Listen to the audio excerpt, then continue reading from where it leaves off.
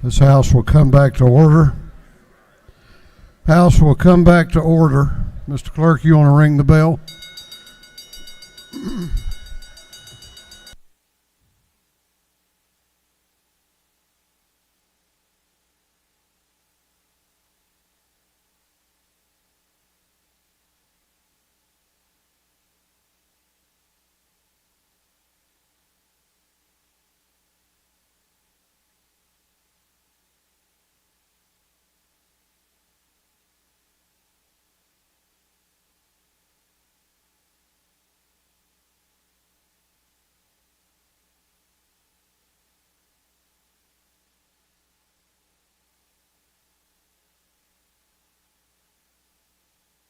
Clerk will read the caption to a group of privileged resolutions. Congratulating and commending Yolanda Leddock for receiving the 2022 Yellow Rose Nikki T. Randall Servant Leader Award. Recognizing Dr. Kim McNair for 30 years of dedication and education to empower women to make decisions for themselves and take control of their lives. Congratulating and commending Keisha Jones for receiving the 2022 Yellow Rose Nikki T. Randall Servant Leader Award. Recognizing, commending Nora Jean Martin. Commending and congratulating Linda Parker. Recognizing, commending Judge Mary Jo Buxton on her outstanding public service. Recognizing, commending Joseph Citizen Joe Sawyer on his outstanding public service.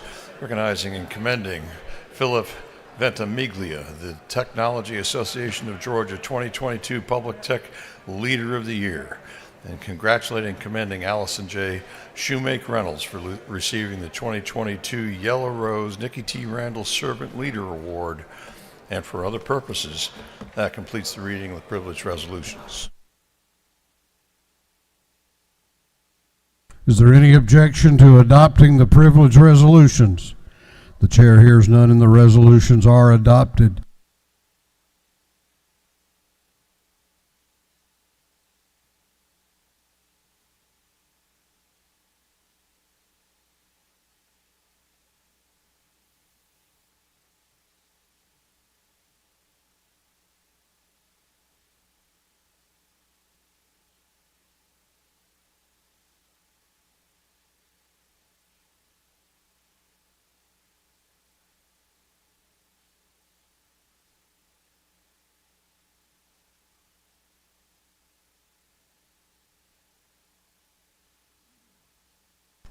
All right, we're going back to the rules calendar.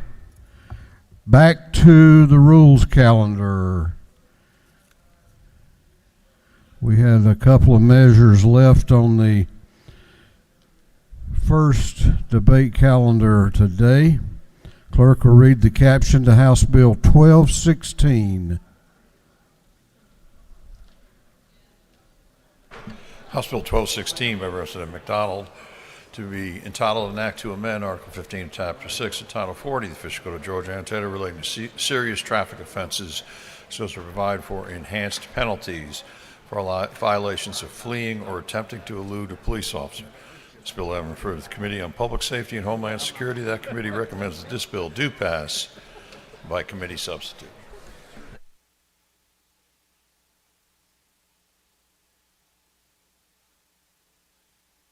Chair recognizes Representative McDonald to present the bill.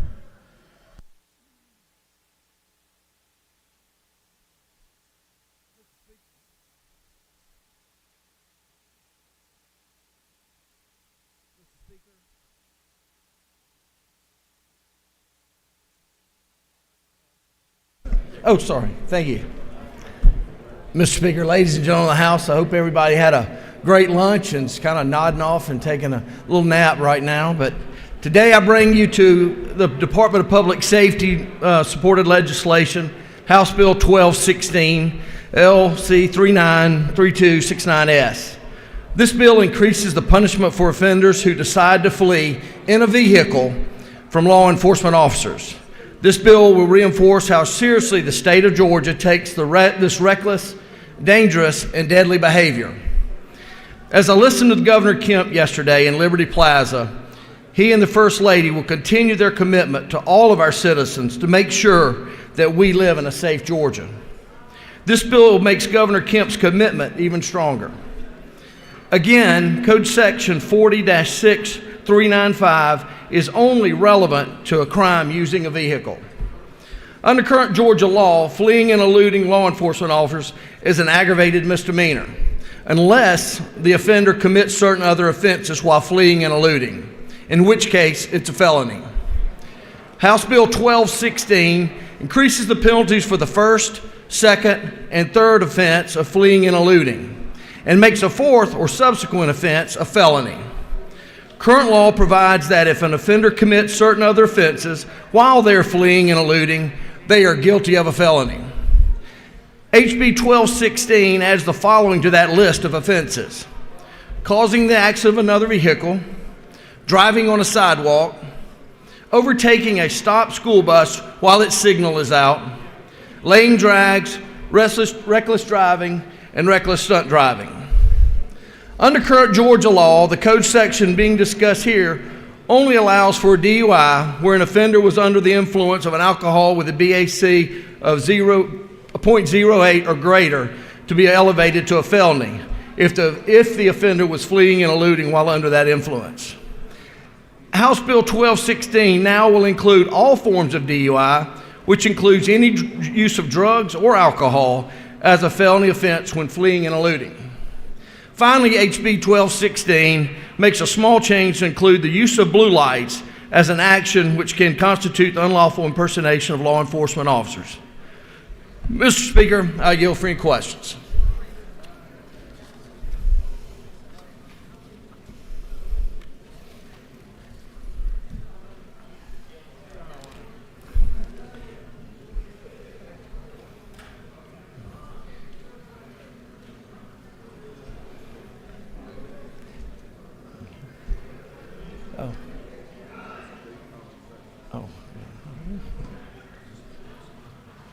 Can I get some pictures? Yeah, let's go photo op. Yeah.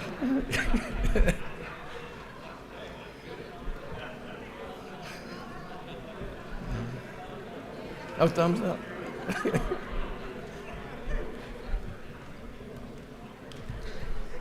You have several questions. Do you yield?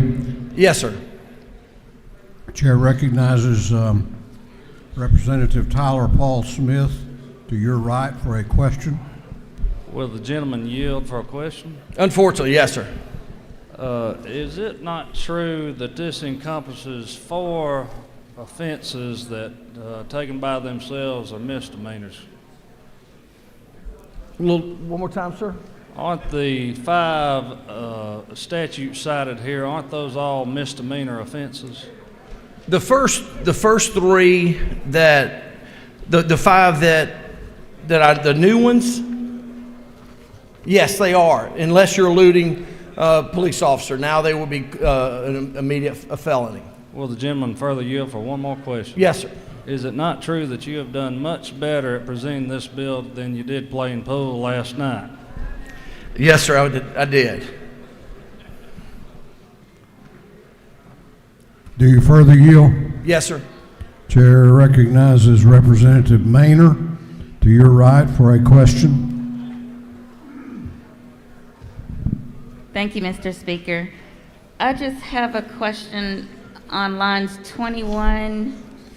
You mentioned earlier that this was going to be a harsher bill, but it says before it was any person violating the provisions. Now it says convicted. So the way I'm reading this, it seems like this is easier for people versus harder for people. What it does in that area is, if you'll look at lines 25 through about 47, you'll see the increase in fines of not only the fine, but the time that they will have to serve in jail.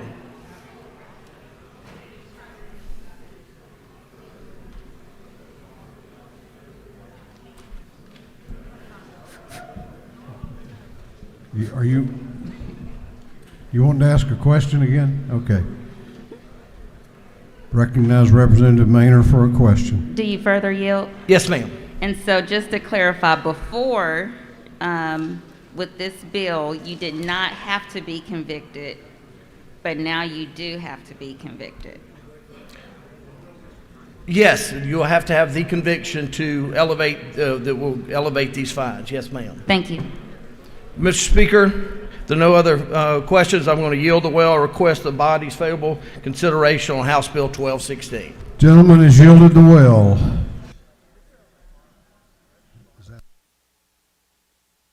Chair recognizes Representative McLaurin to speak to the bill.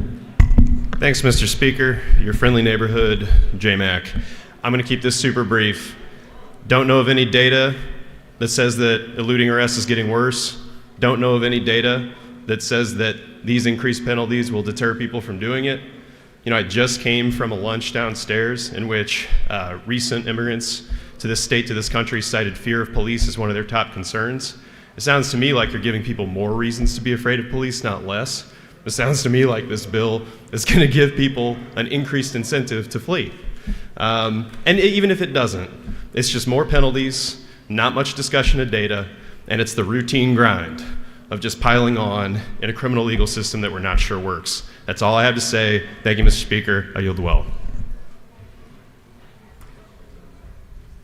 Gentleman has yielded the well. Is there any objection to the previous question being ordered? The chair hears none. The previous question is ordered. Is there any objection to adopting the committee substitute? The chair hears none. The committee substitute is adopted. Is there any objection to agreeing to the report of the committee, which was favorable to the passage of the bill? The chair hears none. The report of the committee is agreed to. Shall this bill now pass? All those in favor of the passage of the bill will vote aye. Those opposed will vote no, and the clerk will unlock the machines. For what purpose does Chairman Hitchens rise? Parliamentary inquiry. State your inquiry. Is it not true that the crime suppression unit here that's been in place since the 1st of May of last year has been involved in 459 high-speed pursuits in the Atlanta metro area in 8 months? If the gentleman so states, I know that he knows all of that data. What purpose does Representative Hutchinson rise? Parliamentary inquiry. State your inquiry. Is it not true that the United States has the highest prisoner rate on the planet? I do not know. What purpose does Representative Jasmine Clark rise? Parliamentary inquiry. State your inquiry. Is it not true that we recently passed a bill that would remove the top lights from the Georgia State Patrol cars, and that I am concerned that motorists who are concerned about who might be pulling them over might not be fleeing, but instead slowing down and going to a well-lit area, and that might be construed as fleeing according to our laws? If the lady says she's concerned about that, I'm sure she is. We're going to do one more here. What purpose does Representative Saines rise? Is it not true that the best way to address... Why are you rising, first Parliamentary of all? inquiry. State your inquiry. Is it not true the best way to address the concern of who's pulling you over is to not violate Georgia code in the first place? Well, there is that. Have all members voted? Have all members voted? If so, the clerk will lock the machines. On the passage of House Bill 1216, the ayes are 95, the nays are 62. This bill, having received the requisite constitutional majority, is therefore passed. Clerk will read the caption to House Bill 1150.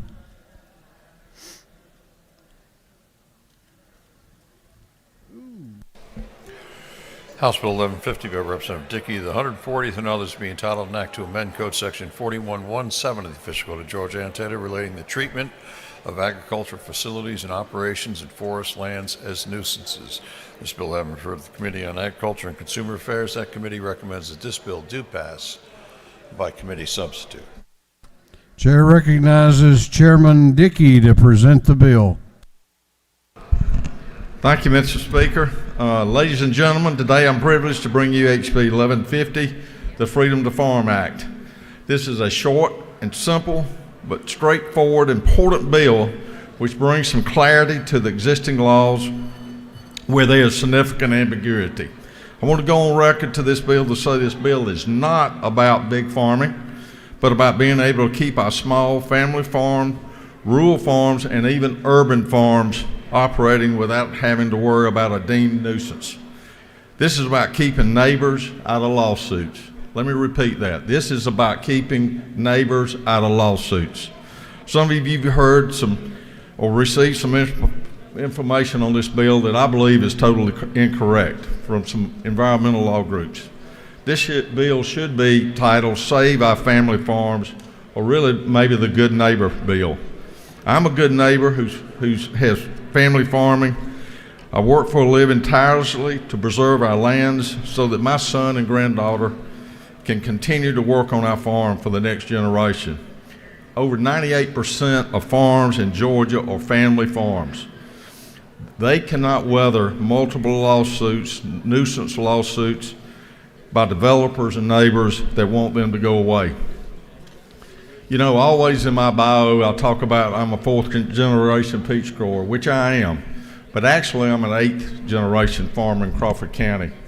That I currently grow timber and peaches on land from the 1700s that my family invested in. We farm in 3 counties. I have lots of neighbors. Back when we started growing peaches, all of our neighbors were in the farming business. All of them were employed or lived there, but now that's not the case. Many of my neighbors, most of my neighbors have moved there in the last few years, split up previous farms and built new houses, and they're not familiar with all of our farming practices at times. So we're addressing this in this bill, some ambiguity in the law. Georgia has two situations in the nuisance law. One, a farm starts operating before the complaining neighbors arrive, and the second, a new farm starts operating after the complaining neighbors arrive. In this situation, regular nuisance laws applies, and the neighbors have 4 years to file their nuisance complaints. We have not changed any dates or years in this bill, and this is where the ambiguity is. Under current law, there can be cases where a farm could be operating prior to a neighbor moving in, and yet the farm would not have the right to farm protection. And additionally, it's highly unlikely that any urban ag farm would ever have protection under the current law. So I want to tell you a little bit what this bill does and what it does not. This bill supports legislative intent to conserve, protect, and encourage the development and improvement of ag and our forest lands in Georgia. It removes the concept of changed conditions. That's where in other states the ambiguity and decisions by some judges have been. This is a thing, and then there's some things that this bill does not do. The time frame for freedom to farm protection to be granted has not changed. I said that a minute ago. The time has not changed in this bill. Protection can be granted after a year of operation, and then neighbors have 4 additional years to file a nuisance claim. However, in response to some concerns that many of you have had, it's abundantly clear in this bill that if a farm converts to an operation called a CAFO, a confined animal feeding operation, that time clock resets, so it cannot be grandfathered in. And the definition of a CAFO is defined by the EPA, and it requires additional permitting. This bill does not allow for protection to be granted if a farm is operating illegally, improperly, or negligently. There is no additional protection for CAFOs. This bill does not change a single environmental standard, law, rule, or regulation. If I'm not following the law on my farm, then this legislation does not apply to me, and my neighbor is totally under the law to file a suit against me. This bill does not allow newly arriving farm operations, no matter the size, to create a nuisance without consequences. All local zoning control is maintained as well. This is not blanket immunity. Landowner or neighbor can still bring a suit. Farms which are not operating illegally have no protection under this bill. You know, when the present law was passed many years ago, as I said in my case, farmers didn't have many neighbors that did not farm. But urban encroachment is happening all around Georgia farms, and it will continue and get worse. People who normally have not lived around a farm or agricultural operation are now living right next door. So this bill is needed to provide reasonable nuisance protection for farms so our existing and future farms, both urban and rural, can survive. This legislation speaks in favor of ensuring our family agricultural operations, whether it's food for our tables, clothes on our backs, plants and crops which produce oxygen, support wildlife, and cools the environment, or timber being used for housing and buildings. I want to keep our farmers in our tractors and not in our courtroom. So I'd like your favorable consideration for this bill today. It's very much needed. Thank you, Mr. Speaker, and I think some other people would like to speak to this bill. You have a question if you care to yield. I'll yield. Chair recognizes Chairman Smith to your right for a question. Thank you. I believe it's me directly in front of you, Representative Dickey. Chairman Dickey. Okay, see you. We're leaving the House. Thank you, Chairman Smith.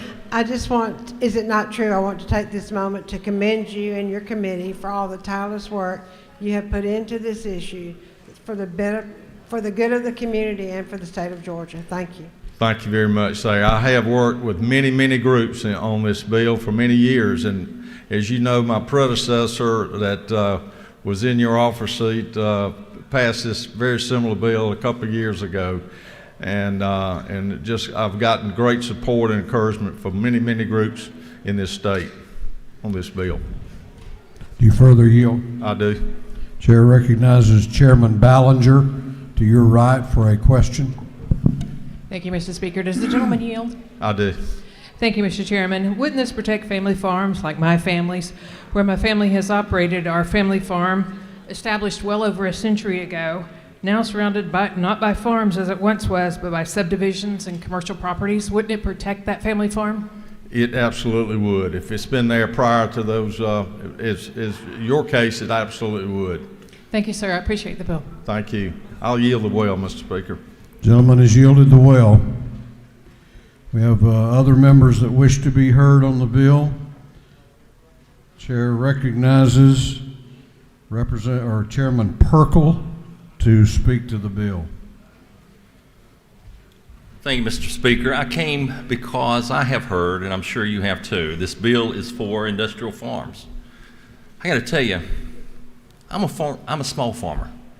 My 75-year-old dad right now is trying to hook up a telephone rig to put a nematicide out so we can plant butter beans next week.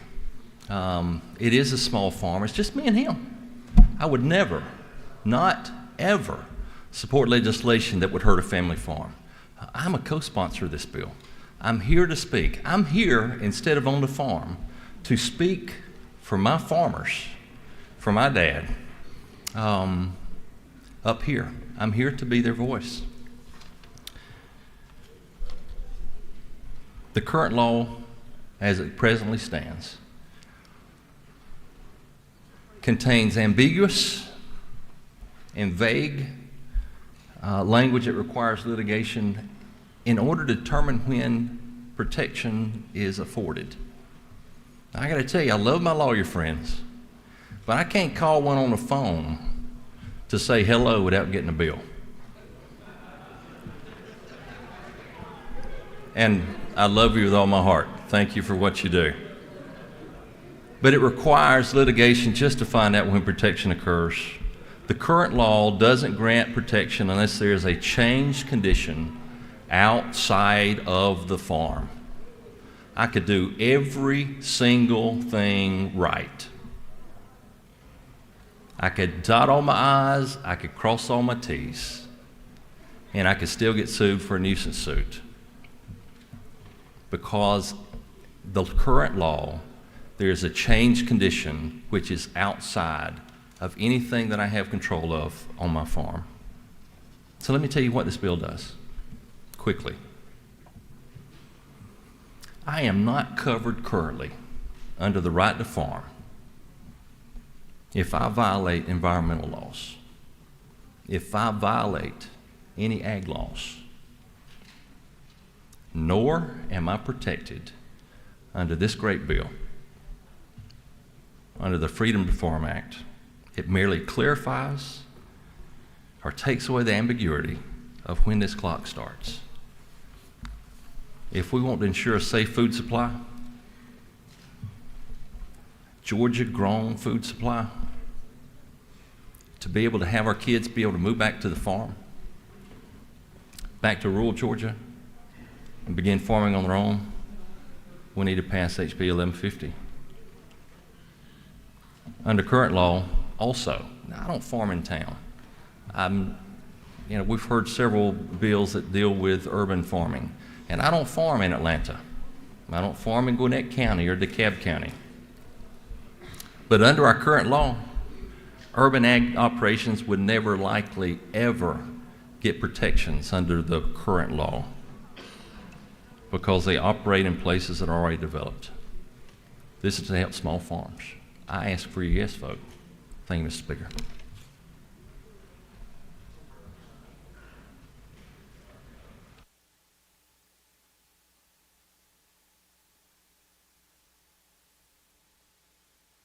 Chair recognizes Representative Al Williams to speak to the bill.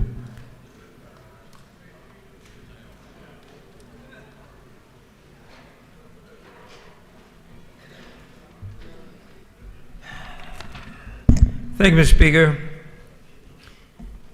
I want to approach HB 1150 that I'm supporting from a little different perspective. And it's very hard for some folk to understand this perspective. And sometimes folk vote against the bill simply because of some of the connotations. I'm a rural legislator. And in my caucus, I think there are only 4 of us that exclusively represent rural districts. But here's what the connotation is. During the Great Migration and many years thereafter, the only thing a farm meant was sharecropping, tough times, and gross discrimination. So it put a very bad taste in the mouth of many of you who live in urban Georgia. But when I look at a piece of legislation like this, the very first thing I think about as a rural legislator, first and foremost, what would Linmore James do? Who made a very good living and owned thousands of acres. And we sometimes forget that there are several very successful African American farmers in Georgia.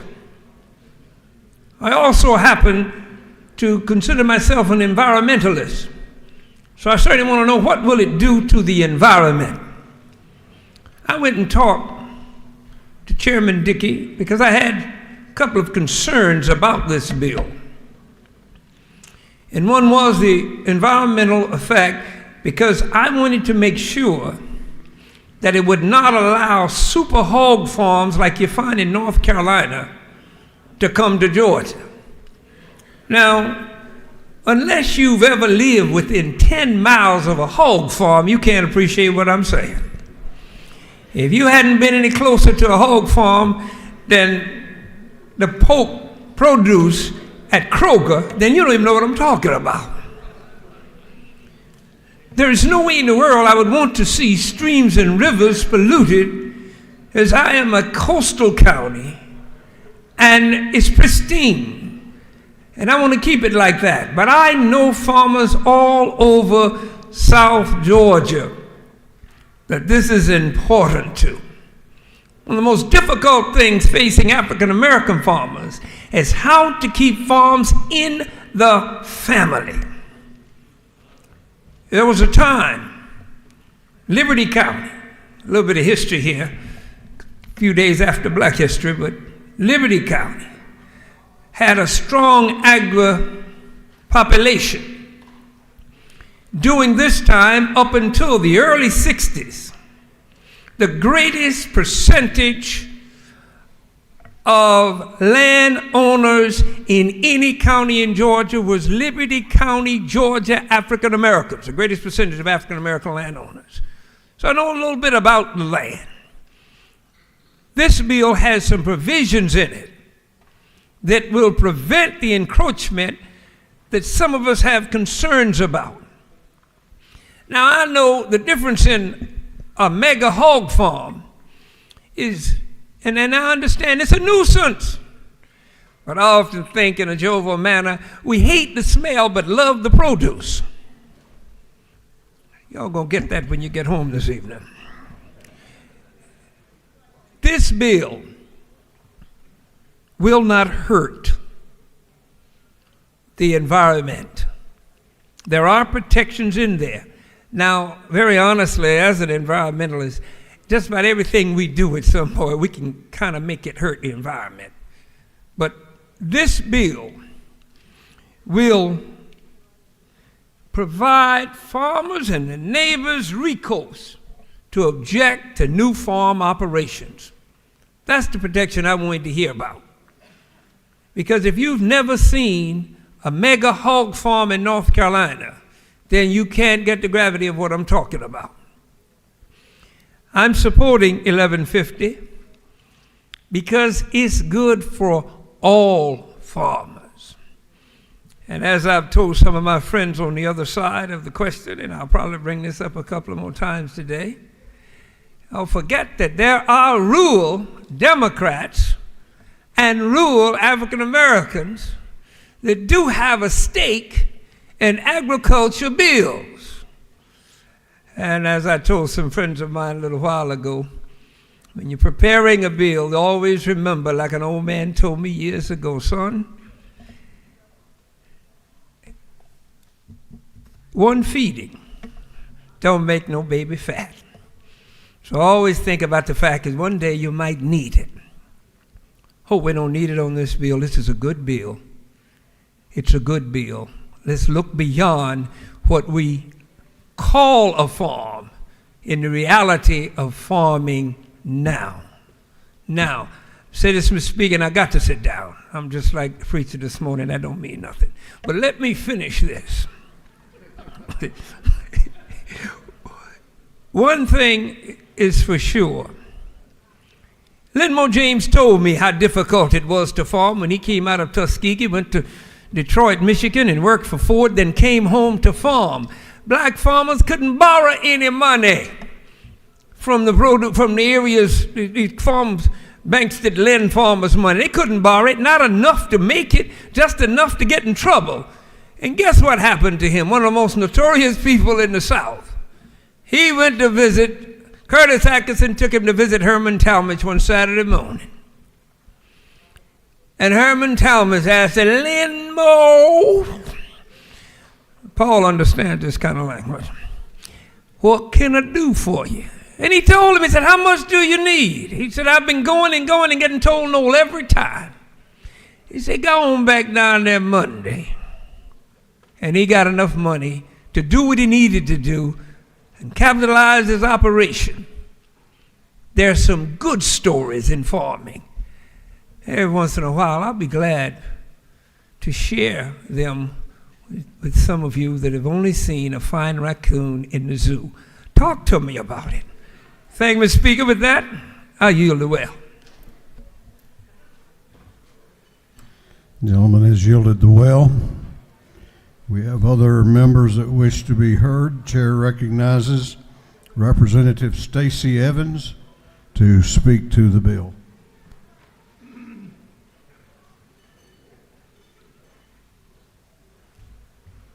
Thank you, Mr. Speaker, ladies and gentlemen.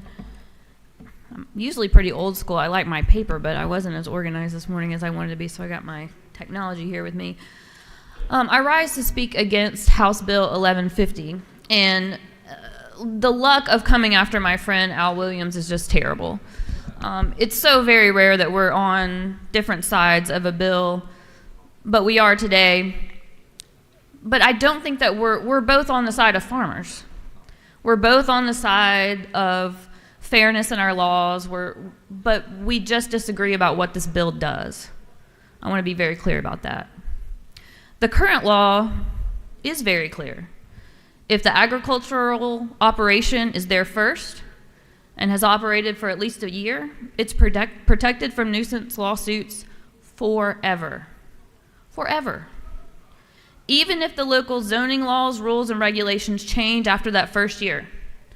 We're actually striking that language from the law. We're striking it in lines 29 through 31. That language says, if you've been there for a year, even if the zoning, all that changes, you're good. Even if the area around the agricultural operation changes, you're good. You're protected from nuisance. Even if your facility gets bigger than it was when you started, you're good. You're protected from nuisance lawsuits. We are striking all of that. Line 67 through 79, we are getting rid of that very specific language in the law that says if you're there first and you're there for at least a year, you are protected forever. Let me be clear, we are taking that out. We are not clarifying it, we are taking it out. I've read this bill at least 10 times, and I'm trying to find the problem with the current law, and I just don't see it. I looked for case law that potentially found fault with the statute, that said it was unclear, that led to these terrible results against farmers. I didn't find it. Not one speaker that came up here to tell you that we needed to pass this bill told you about any lawsuit that had hurt any farmer that they know. No one gave you a number of these floods of lawsuits that are coming into our courthouses. The law that we have has been on the books since 1989. If it was a problem, we would know. The only case I've heard from folks that gives them any concern is a federal case, not in this state, based on a law that's not this one. We write better laws. It's more clear here. It is today. It won't be if we pass this law, because I just told you all those things we're striking out. Now, it isn't just the reading of the law that tells me that the law we have today is good. It's also experience. You know, some of us in here, we've known each other for a long time, but there's a lot of stuff we don't know about each other, is my guess. A lot of y'all probably don't know that when I was in high school, my stepfather tended 4 chicken houses up in Ringgold. I know how to spin and kill a chicken for dinner. I don't do it much anymore, but I know. So as part of the work that my stepfather had, we got to live in a little house in front of the chicken farm. It smelled. There was noise. There was dust. And if we didn't have the protection that we had at the time, which, yes, if you were wondering, yes, I was in high school after the law that we have on the books was passed, the protection was there. That farm didn't get sued. My stepfather's job was secure. We were able to continue to eat the chickens. This bill creates confusion in so many ways, but most notably to me by what it removes. As I told you, we're removing the language that affirmatively says that local zoning laws, rules, and regulations can change, but if the operation was there first and they were there for a year, it doesn't matter, they're protected from nuisance lawsuits. Now, we are presumed to do what we do for a reason. We are presumed to mean what we say in laws. It is presumed that if we take language out of a statute that we meant to. So if a good lawyer goes in to see a judge and compares the law as it is now to what it might be at the end of the session if we pass this law, they're going to say, look, judge, they took this out. If the laws change, they're not protected anymore. They wouldn't have taken it out if that was not true. We are presumed to have done it for a reason. Why do we want to add that uncertainty to our farmers? We're taking out language of what a changed condition is, that if the area changes, becomes more residential, the nuisance protection of the operation does not change. That's what the law says today, but we're taking that out. Again, a good lawyer goes into the judge and says, legislature meant to change this. They took it out. What would we tell them? Why would we do that? Now, a lot of lawyers in here, I know, ask questions of those that are proponents of this bill, and we didn't get answers. And say what you will about lawyers. You don't like us until you need us, right? But we really are here to help. If you want the law to be more clear and do what you actually want it to do, you should talk to us. Now, a lot of folks will recognize this quote. It's from Shakespeare. Came up here to talk about killing chickens and Shakespeare in the same speech. That's got to mean something neat. The first thing we do, let's kill all the lawyers. Henry VI. And we all laugh. Well, I had a good law professor at the University of Georgia. A lot of y'all in here had him too, Professor Perry Centel. He's a legend. He passed away. We honored him. On my first day of torts, he said, "Don't you ever let that statement go by again with a laugh." Because what they were doing in that Shakespearean play was planning a coup. They were going to overthrow the king, overthrow law and order, and they knew they couldn't do it unless they got rid of the lawyers. Because guess what you need lawyers for? To understand the law, to interpret and enforce it. We're not looking to sue farmers. And it isn't happening. Again, I looked. No one up here said there were all these lawsuits. Nobody up here came and told you about all these judgments that are putting people out of business. And, I work on the plaintiff side of things most of the time. I've done my fair share of defense work. When I'm on the plaintiff side, I don't usually get paid unless my client gets paid. So I'm not looking to file a case I'm going to lose. I'm not looking to have a ton of cases that are going to drive me to court and spend my time and spend my money and I don't get paid. I've also got to think about the venue and what the jury's going to think. And let me tell you, the optics of suing a farmer, not something I want. So this idea that the lawsuits are the problem is just not real. But I do fear that if we pass this bill, we are going to create litigation because we're creating uncertainty. We're going to have to test this new language. We've shortened the time period. Now we've said you've got a year from you're already there, some new business moves in, maybe they're not causing you much of a problem right now, but you've only got a year. You don't really have a lot of time to wait and see. You don't have a lot of time to work it out. So I fear a rush to the courthouse from this legislation. We're adding uncertainty. And in addition to adding uncertainty, we're infringing on private property rights. This is no longer about who was there first, which is what it's been forever, which I think, incidentally, is unconstitutional and it's going to lead to a lawsuit about that. So I'm on the side of farmers, and that's why I urge you to vote no on this legislation. I don't think this bill says what it means or wants to mean what it says. Please join me in voting no. Thank you, Mr. Speaker. I yield the will.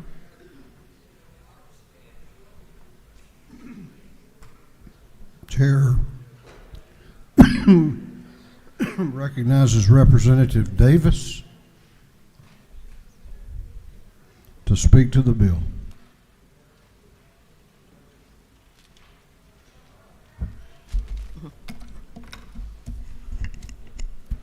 Thank you, Speaker. Hello, colleagues. I'm coming here to speak to you today, and I'm going to tell you now, no, I didn't do no important speech. I didn't prepare. But sometimes, God will put it on you to come and speak the truth. And what truth am I talking about? Before I came here, I used to go to the commission meeting, and I would give community alerts. See, as a community activist, community missionary, I would be at the grassroots, out in the community. And I get to see things that other people don't get to see.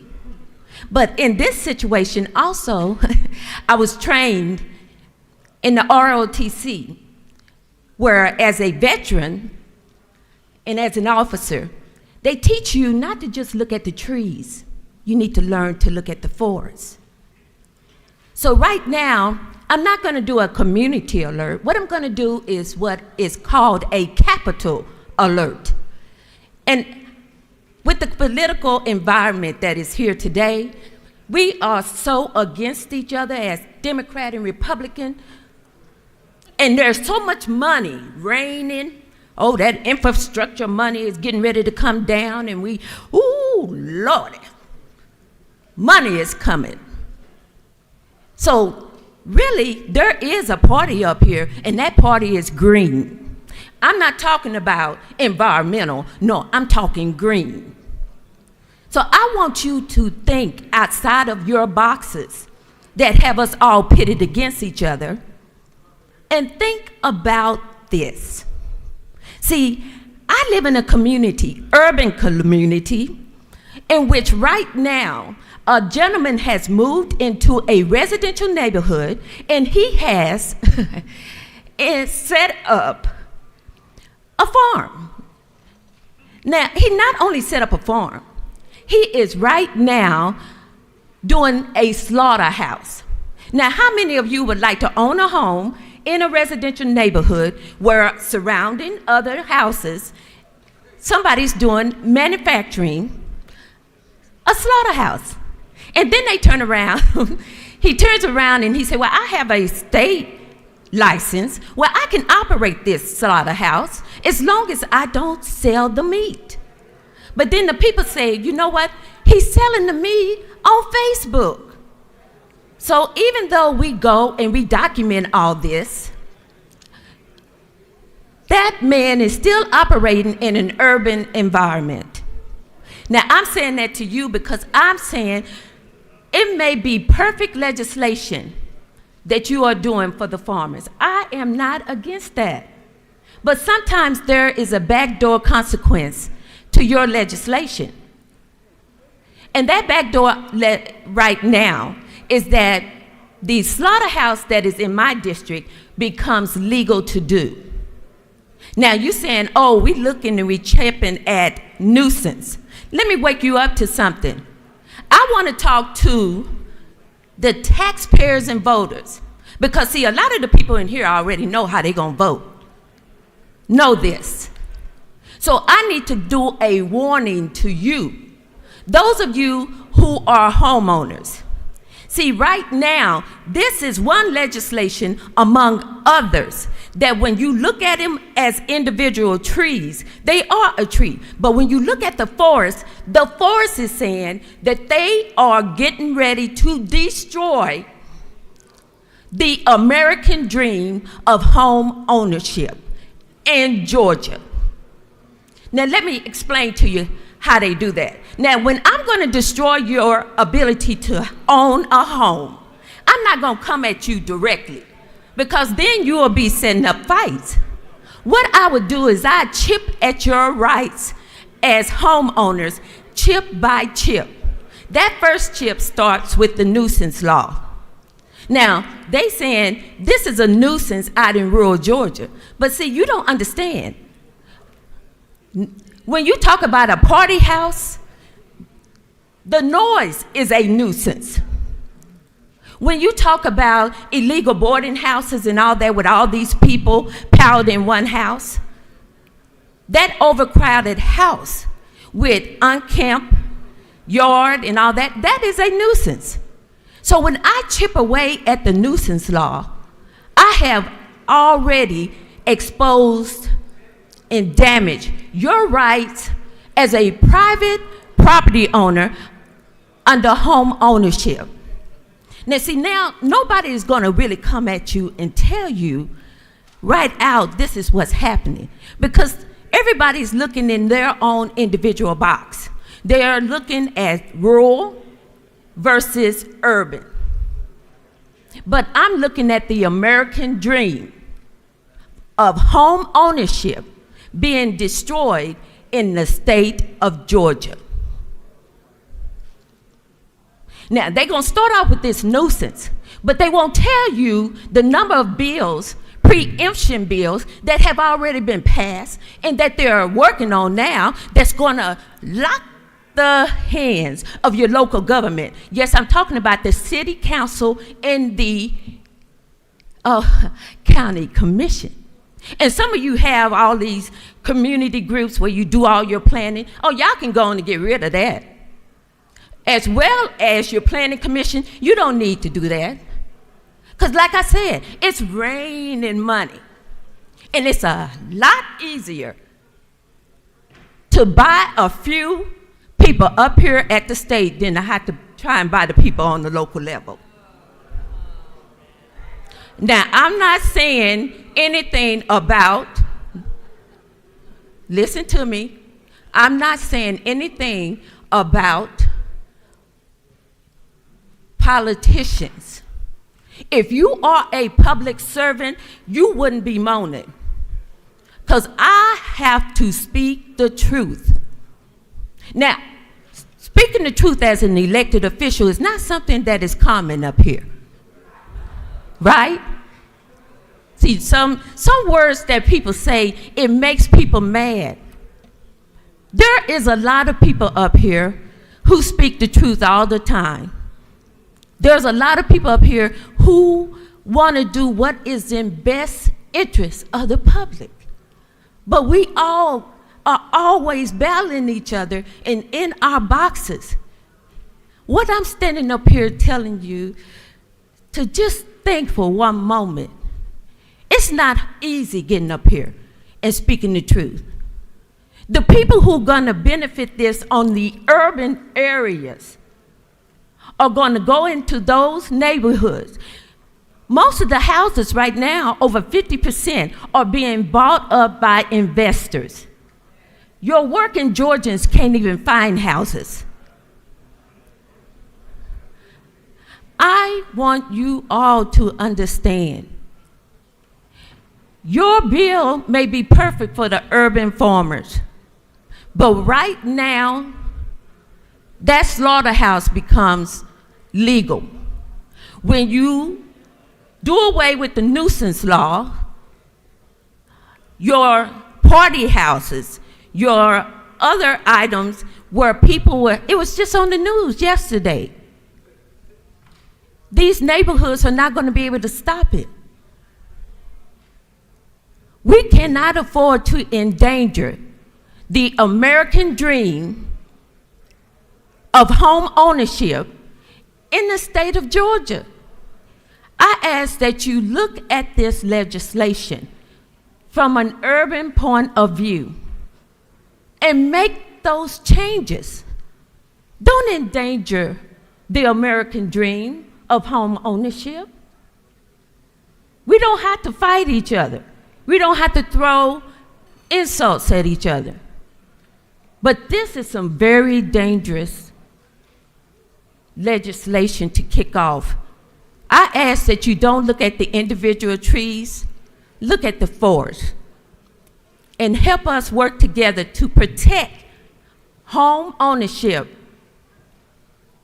and the American dream in the state of Georgia.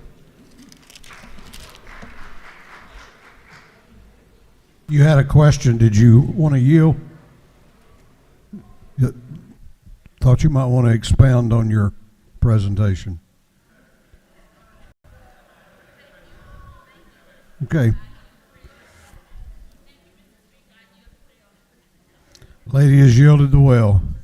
Chair recognizes, I thought you wanted to be Agriculture Commissioner.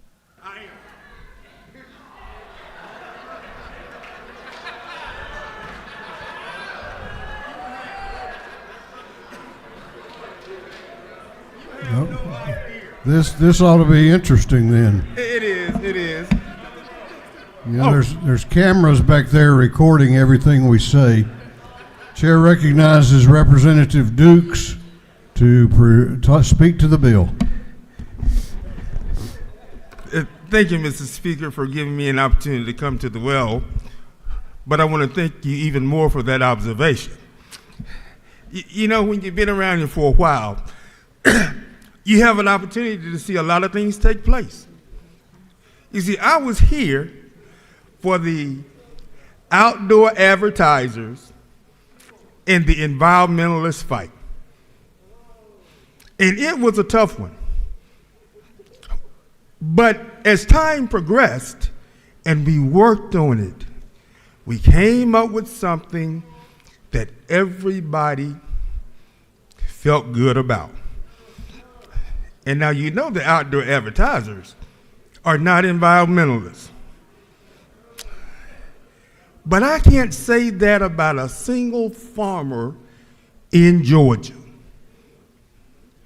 because we all have a certain affinity and love for the land. You see, we probably enjoy coming up here to the asphalt jungle that was made by man, but we live in God's country, place created by God, and we love it. I introduced legislation this morning to establish a study committee for the expansion of national competitiveness for Georgia agriculture. And that certainly includes the beef industry, cows, pigs, chickens, goats, sheep.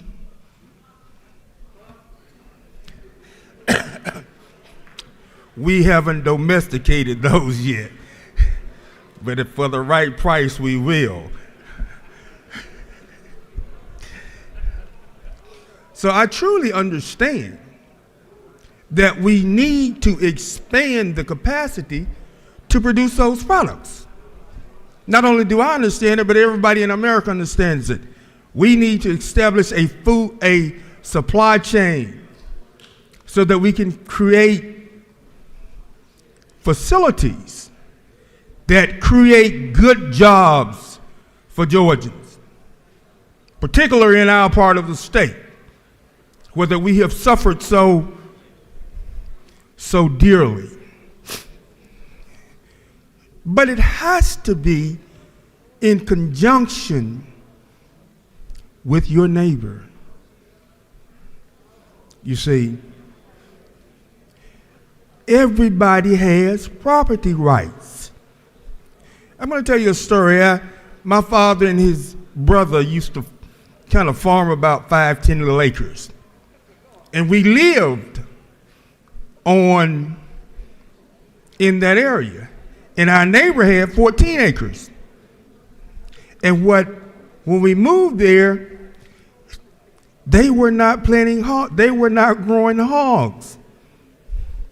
But shortly after we got there, they went into the hog business. And I'm going to tell you, the stench was something else. It was so much so until my father went to his house and told him, listen, you're going to have to do something about those hogs. And my mother had been talking to his wife, and they kind of got together on that too. So when he went, he told the guy we gonna have to do something, and he said, don't worry, Mr. Dukes, my wife already told me I got to get rid of him. You see, under this bill, if you would look at lines 106 through 110, it says that no agricultural facility shall be or become a nuisance if that facility is has been in operation for 1 year. So what that says is this, or at least that's my understanding. If I'm there and I'm planting butter beans and that's my operation for a year, at the end of the year, I can go in now and I can have 15 hogs, and they can put them next to my house, and they can create a stench that causes my mother to want to leave my daddy because she's not staying there. That's my only concern with the bill. I think that we can and we will be smart enough to be able to come up with something that is going to protect all Georgians, to have something that everybody's property rights are being protected. Now, when people come in from someplace else and put those places next to yours and they're living somewhere else, if that man and his wife lived someplace else, we probably would have had to move.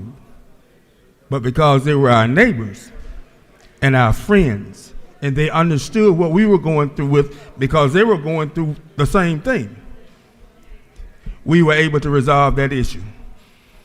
It was a year, and I can remember I was maybe 13 or 14, and my neighbor called me over to help him to put his hogs on the truck so he could take them to our market. But before we put them on the truck, what he did was he had an opportunity to harvest mountain oysters.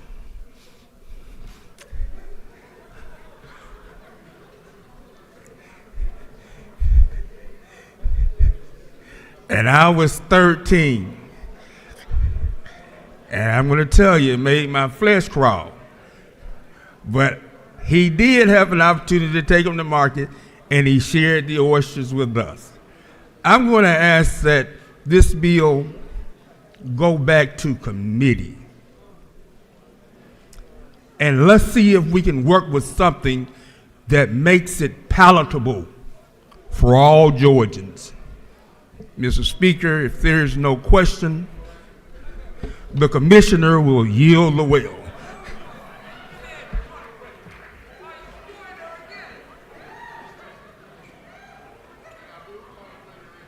I thought you said you were yielding for questions.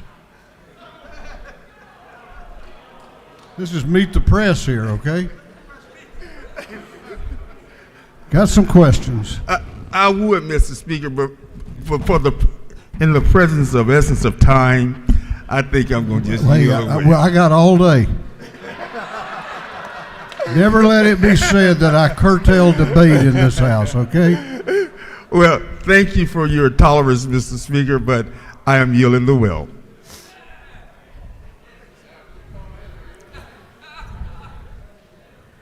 Is there any objection to the previous question being ordered? The chair hears none. The previous question is ordered. We have a minority report, and we have a request for the chairman's time. All right, this is a serious issue now. So let's give attention to the members in the well. 20 minutes each for the minority report and the chair's time. Chair recognizes for the minority report Representative Buckner. Thank you, Mr. Speaker. Well, we've heard a lot of interesting things, have we not? And I know that you don't want me to talk 20 minutes, but I do feel that I need to make some comments about this bill. And what I say today is not meant to impugn anyone that's worked on this bill. It's not meant to impugn any of the sponsors or the advocates for the bill. But there are some serious, serious concerns that I have about this bill. And some of you know that I'm a part of the Columbus delegation, and I'm proud of that, but you may not know that literally in my front yard is the oldest business in the county that I live in, and it is a grist mill. And we still actively grind meal, flour, and grits. Many of you probably don't know that I have had the pleasure, I say that in tongue-in-cheek, of picking cotton, peas, beans, okra, which I just really don't like because it itches, blueberries. I've pulled and shucked corn. I've cut it off the cob and put it in the freezer every year that I've been married. I have helped grind sugar cane, cooked it into syrup, and I have participated in hog killings. I have planted pine trees by hand with a dibble and on a tree planter. And for 35 plus years, I've been a member of the Farm Bureau. I say that so that you know I am serious about this and that this is important to me and that it is personal to me. I also was one of the founding members of the Rural Caucus in 2008. And the reason that we founded the Rural Caucus is that we knew the metro area was growing in population, and we were concerned about encroachment into rural areas and what it would mean to our way of life, to our ability to grow farm products and get them to market and have people in Georgia use and buy Georgia-grown products. I'm proud of the Rural Caucus and the work that it's done and the way we've stood together whether we were Democrats or Republicans, whether we were senators or whether we were House members.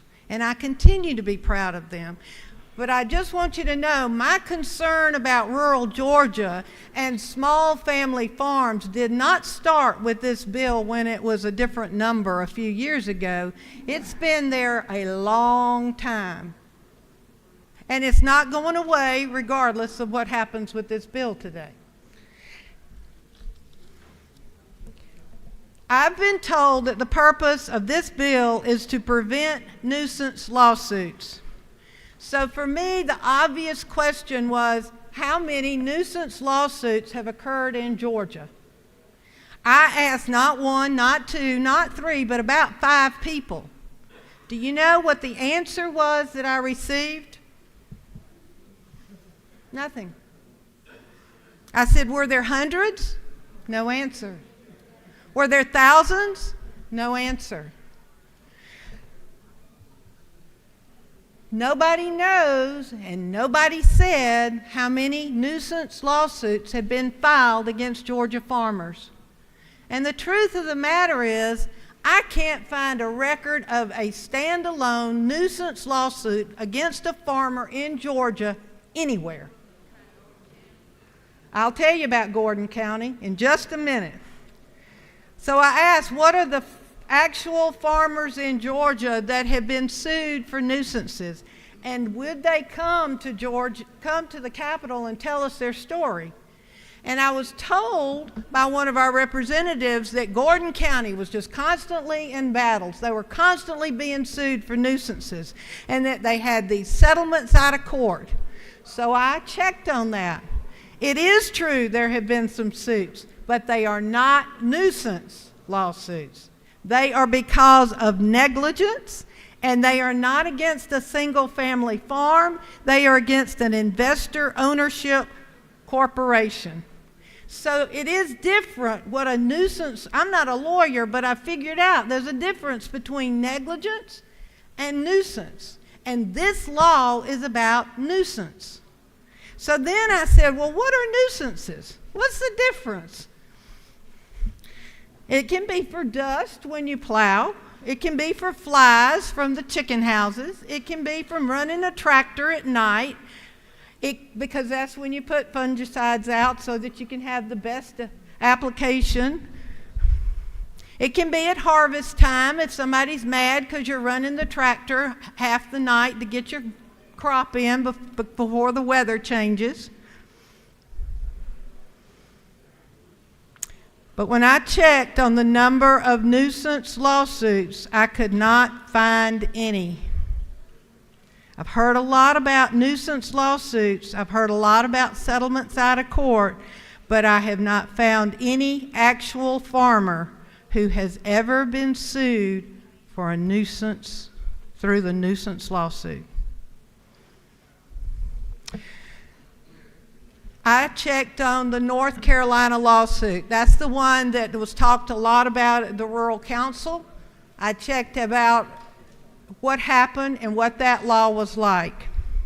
And what I found is that the North Carolina law was nowhere near as strong as our law in Georgia. And it's not very similar in a lot of ways. The lawsuit involved a huge commercial, foreign investor-owned hog operation that had many problems that were not nuisances. They were serious, legal, environmental wrongs. They had lagoons that had oozed into the property of the farmers that lived around there, and the farmers that lived around there had lived there for years and years and years.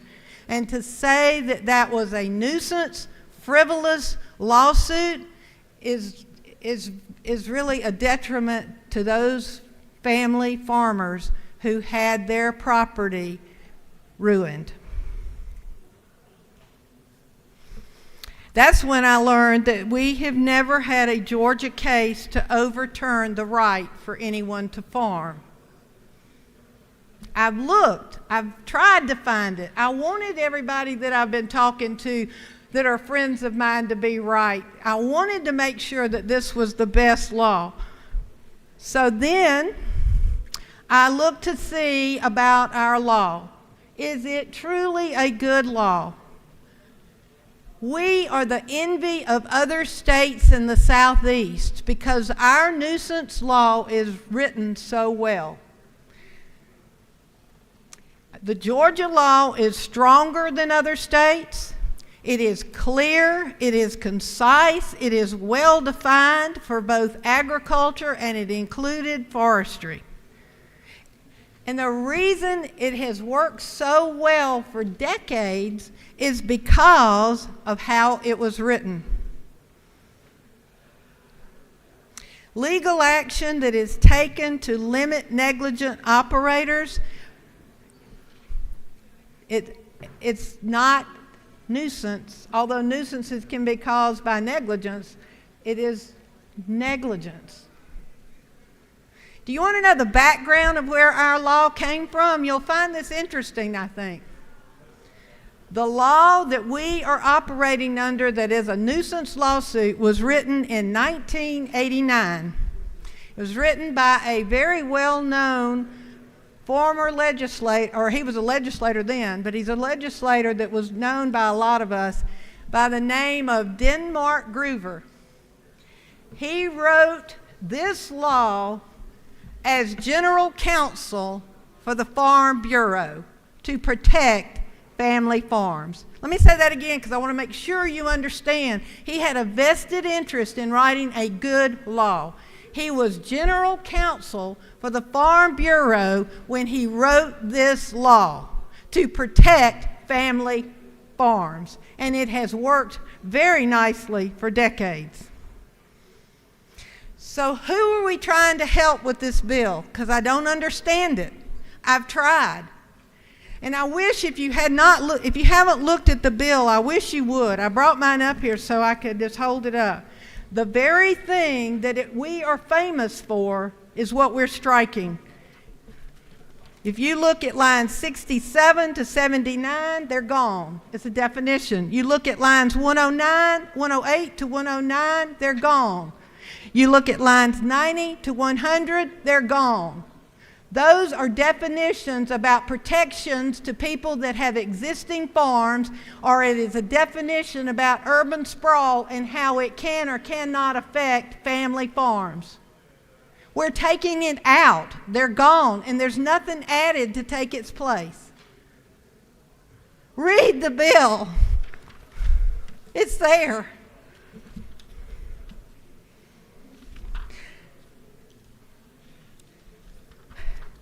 I don't have anything else to say except that where are the lawsuits? I can't find them. Where are the nuisances? Where are the farmers that have been harmed? Whose property rights are we taking care of if we do away with this law? And if we have a good law that other people have commented on in a very positive way with good definitions, why are we changing it?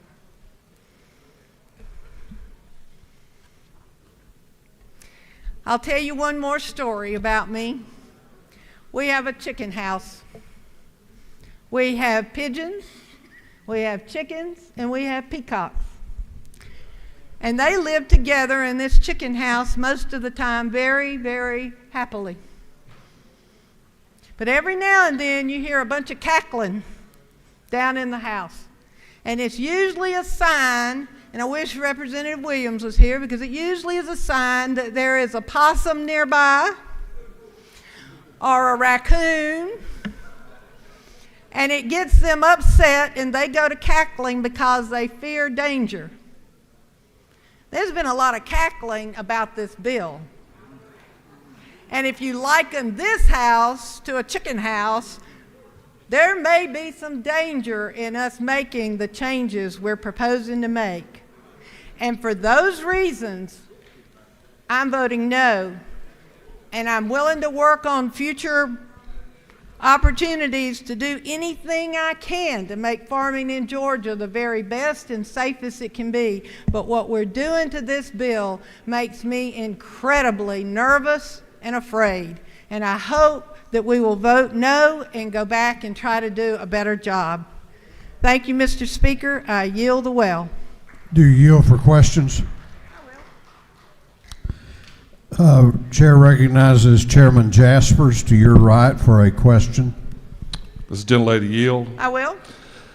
So, ma'am, my question is that the family farmer from Gordon County in Sugar Valley who testified in the Senate Ag Committee last year was mistaken about being sued and asked to settle for $50,000 in a nuisance lawsuit.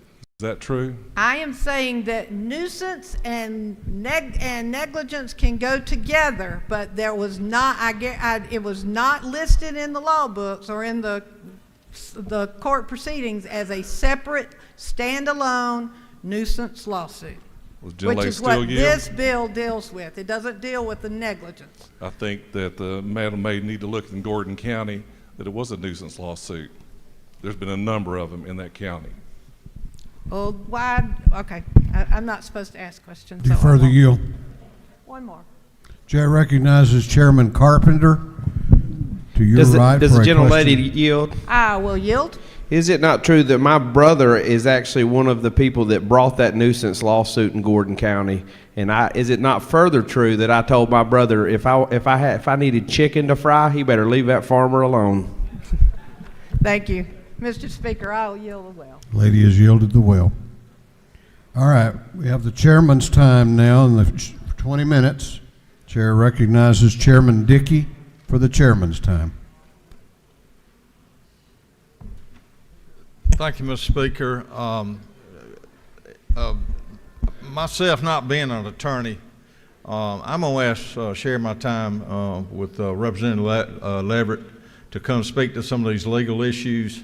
But I can assure you, on your desk is letters from over 10 organizations, farm organizations, Chamber of Commerce, Green Industry, many other that represent large corporations, big business, as well as small farms in this county.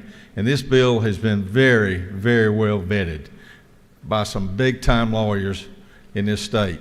And the language we're presented here is the language that I think will give us the best protection for our farmers and our agribusiness in this state. Representative Leverett, could you come and how much? I'll handle that for you. Okay. You yield the well. I'll yield the well to Representative Leverett. Chair recognizes Representative Leverett for a portion of the chairman's time.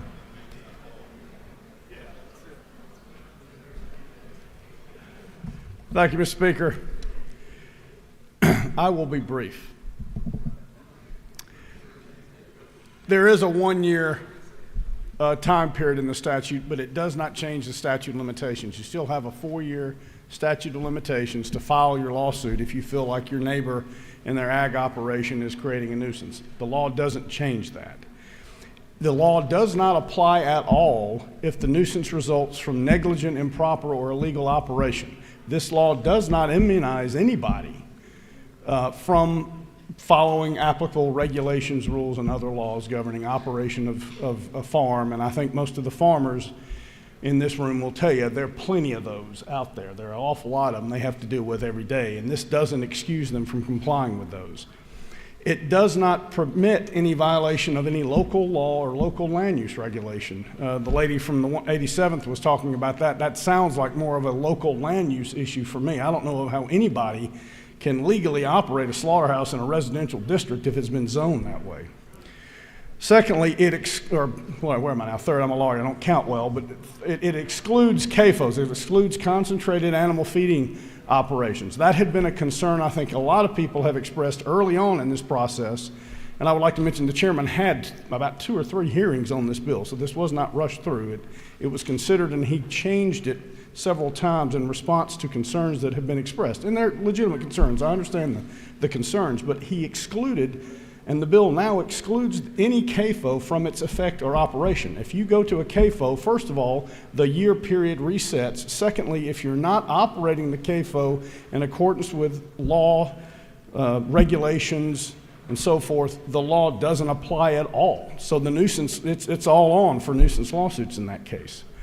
And finally, as to the changes that have been made this year, I would agree with the lady from the 57th. I think our language was better than North Carolina's, but I don't know if it's different enough to address the concern that case raises. So that I think is why that language was removed, and based on the structure of the statute, it is no longer needed. I would rather go ahead and try to protect our farmers now before the lawsuits hit than wait for the lawsuits to come flowing in and then try to address the situation, because you can't do anything about it at that point.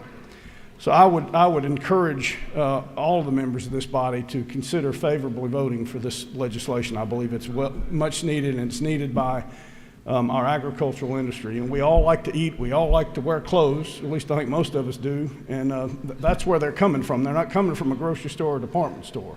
That's toward the end of that supply chain. So I would encourage you to consider that and vote in favor of this legislation. Mr. Speaker, I'll yield the well. Do you yield for any questions? I do. Chair recognizes Representative Kirby to your left for a question. Thank you, Mr. Speaker. Will the gentleman yield? I yield, yes, sir. We've heard that change is getting some confusing wording and things.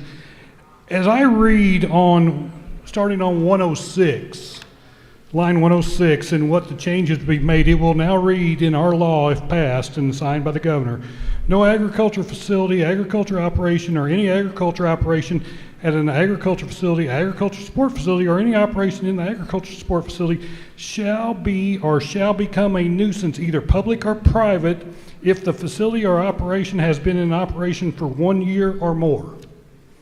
Is there some secret lawyer word in there that I don't understand that makes that confusing? Because that seems pretty simple to me. I would concur. Thank you. Do you further yield? No, Mr. Speaker, I'll yield the well. I know the hour's late. Chair recognizes Chairman Dickey for the balance of the chairman's time. Thank you, Mr. Speaker. I'll be brief. 32 years ago, Denmark Groover was a fixture here in this Capitol, and he was General Counsel for Farm Bureau. But that's 32 or 3 years ago. I've got cards in my hand from Farm Bureau presidents that represent their members in 158 counties in this state. These are the cards sent to me asking for this legislation. Ladies and gentlemen, nobody in this building loves agriculture more than I do. My livelihood depends on it. My future depends on it. I'd never do anything to jeopardize farmers in this state.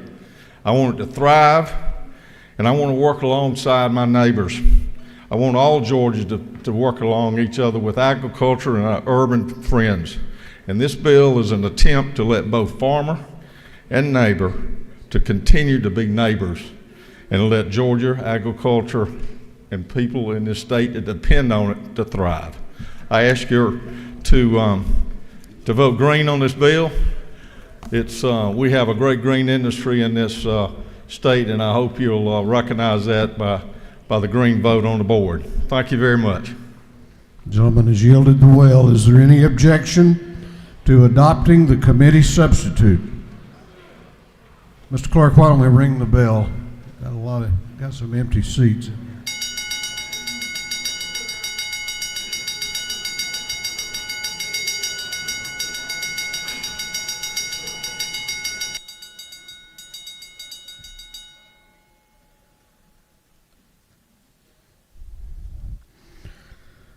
Is there any objection to adopting the committee substitute? The chair hears none. The committee substitute is adopted. Is there any objection to agreeing to the report of the committee, which was favorable to the passage of the bill.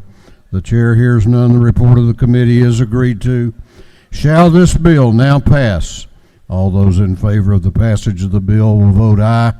Those opposed will vote no, and the clerk will unlock the machines. What purpose does Representative Kirby rise? He waves. What purpose does Representative or Chairman Houston rise? Oh, I was voting green. I just wanted to... Chairman Dick, you may need to show you that button. What purpose does Representative Bentley rise? Parliamentary inquiry. State your inquiry. Is it not true, Mr. Speaker, that I represent the district that was formerly held by State Representative Lenmore James, who was a well-known farmer down in rural Georgia, and I am voting yes for House Bill 1150. Is that not true? I know that to be true. What purpose does Representative Maynor rise? Parliamentary State your inquiry. Is it not true that the Maynors and the James family have been farmers in Dooley County since the 1800s? If the lady so states, I am sure that is the truth. Have all members voted? Have all members voted? If so, the clerk will lock the machines on the passage of House Bill 1150. The ayes are 102, the nays are 62. This bill, having received the requisite constitutional majority, is therefore passed.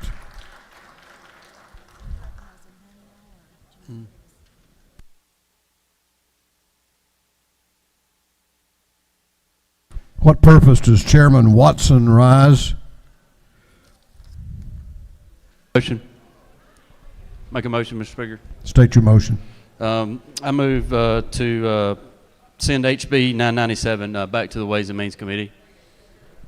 Clerk will read the caption. House Bill 997 by Representative Watson, the 172nd and others, to be titled an act to amend Part 1 of Article 2 of Chapter 5 of Title 48 of Fiscal Code of Georgia and State relating to property tax exemptions. On the gentleman's motion that House Bill 997, which was on the first debate calendar today, be recommitted to the Ways and Means Committee, is there objection? Is there objection? The chair hears none, and it is so ordered. All right, we have a little short, tame supplemental calendar. Clerk will read the caption to House Bill 960.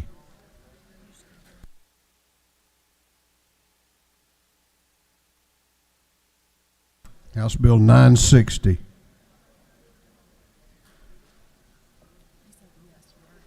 I think so.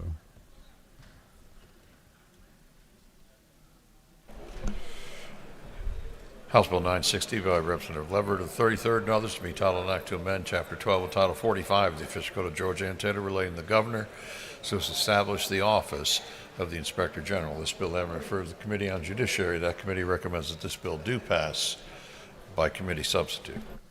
Chair recognizes Representative Leverett to present the bill. Thank you, Mr. Speaker. As Yogi Bear would say, it seems like deja vu all over again. Ladies and gentlemen of the House, I ask your favorable consideration of House Bill 960. This will create in statute the Office of Inspector General that currently exists by executive order in the Governor's office. It's been thoroughly vetted through the Judiciary Committee. We've tried to consider all concerns that were raised, and we've made adjustments to reflect that. The main purpose for taking what currently exists by executive order and putting in a statute is it gives the office more permanence. It further defines the scope of the Inspector General's investigatory authority. It allows him, and the main thing he's after, he can issue subpoenas and warrants and have post-certified officers, which he currently cannot do by virtue of just existing by executive order. So this has been requested by the Governor's office. I believe it is, we've made the adjustments that are needed to address the concerns, and I believe it will also help ensure that we have a sufficient watchdog within the executive branch, because his job is to investigate waste, fraud, and corruption. So I would ask your favorable consideration and yield for questions. Do you yield for questions? I do, yes, Mr. Speaker. Chair recognizes Chairman Parsons to your left for a question. Thank you, Speaker. Gentleman yield. I yield. Yes, sir. I even hesitate to ask the question. I realize it has been thoroughly vetted. But I do recall from some testimony or presentations in Appropriations Committee from that department or from that agency that's now in the governor's office about this. And isn't it true? I would just like to know, why do they need post-certified law enforcement individuals in that agency, or in the new agency that will be created? Well, the reason that has been told to me by the Inspector General is that the investigators are not always investigating nice, reputable people. They are sometimes in situations where the ability to carry a firearm would be much desired by them and by us, and so it allows them to have a more professional and properly equipped investigative force. Thank you. Do you further yield? I'll yield for another question. Chair recognizes Chairman Collins to your right for a question. Does the gentleman yield? Yes, sir. Who does the inspector currently use as a tool for law enforcement? He has his own investigators on staff. Okay, but if he needs, do you further yield for another question? Yes, sir. Yeah, please go. Then if that's the case, why are we adding those officers the ability to be able to be uniformed sworn officers? Well, because it increases their security and their ability to function as investigators. You for another question? Yes, sir. Let's keep going. If he needs another form of safety, who does he utilize in the process? Does he call the GBI? Does he call local law enforcement? To my knowledge, he does not have one, and he wants to have some contained within his office. He cannot do that by executive order, as you probably know. To get post-certified, that has to be done by statute. Okay. Thank you. Thank you. No further questions. Thank you, Mr. Speaker. Ladies and gentlemen, I ask your favorable consideration of House Bill 960. I yield the will. Is there any objection to the previous question being ordered? The chair hears none. The previous question is ordered. Is there any objection to adopting the committee substitute? The chair hears none. The committee substitute is adopted. Is there any objection to agreeing to the report of the committee, which was favorable to the passage of the bill? The chair hears none. The report of the committee is agreed to. Shall this bill now pass? All those in favor of the passage of the bill will vote aye. Those opposed will vote no, and the clerk will unlock the machine.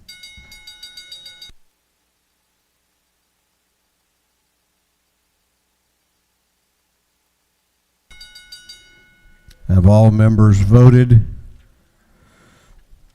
Have all members voted? If so, the clerk will lock the machine on the passage of House Bill 960. The ayes are 163. The nays are 0. This bill, having received the requisite constitutional majority, is therefore passed. All purposes, Representative Schofield rise. Good afternoon, Mr. Speaker. Mr. Speaker, I move that the rules be suspended, temporarily suspended, so that a bill may be read for the first time and assigned to a committee.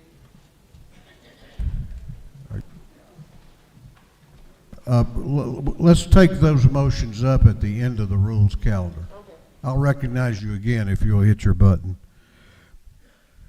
Clerk will read the caption to House Bill 1175. House Bill 1175 by Representative Perkle, the 155th and others, to be entitled an act to amend Chapter 2 of Title 26, the official code of Georgia, annotated relating to standards, labeling, and adulteration of food, so as to authorize and regulate the production, handling, transportation, and sale of raw milk and raw milk products for human consumption. This bill having been referred to the Committee on Agriculture and Consumer Affairs, that committee recommends that this bill do pass by committee substitute. Chair recognizes Chairman Perkle to present the bill. Thank you, Mr. Speaker. I'm up for another ag bill. This is the raw milk bill. I had a reporter a couple of weeks ago. He called me and he said, what is the deal with this 1175 bill? And I said, it allows for the sale of raw milk for human consumption. He said, it's already legal. He said, I saw 6 ads for raw milk sales this weekend. And he's partially right. In many farmers markets all across this great state, today, you can buy raw milk.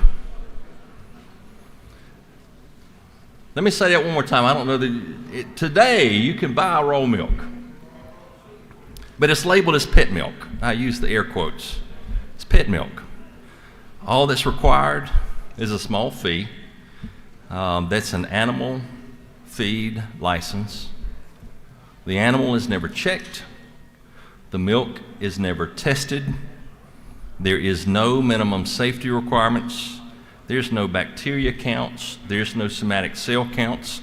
There is nothing in the purchase of raw milk right now for pets that we have any idea what's in it.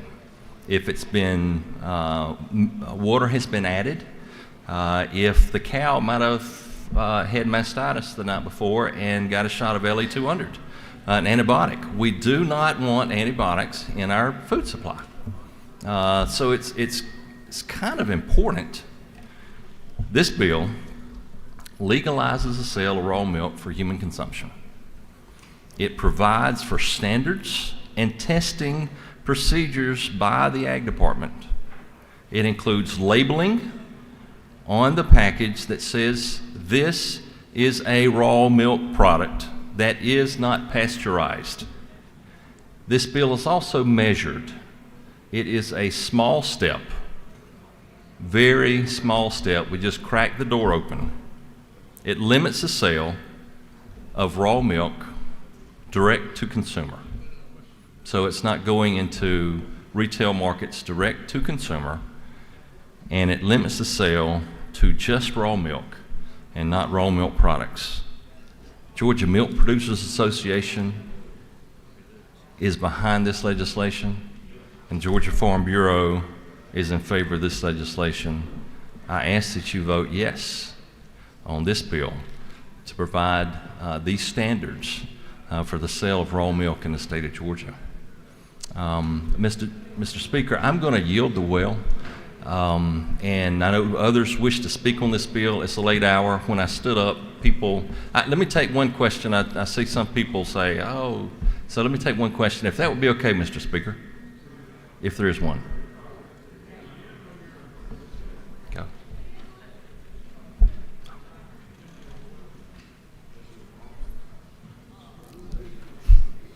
Is it legal?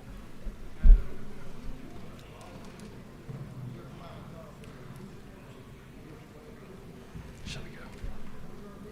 Shall I go? You yielded for one question? Yes, sir, I will.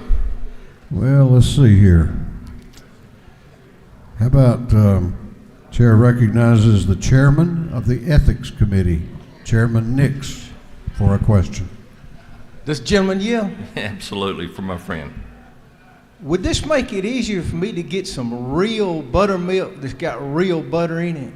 Yes, sir, it absolutely would. I'm a yes. Yes, sir. I'm going to yield. There's others who want to speak on this, Mr. Speaker, and I have a chance to answer any other questions at a later time. Thank you. Gentleman has yielded the well. There are others that wish to be heard. Chair recognizes Representative Jasmine Clark to speak to the bill.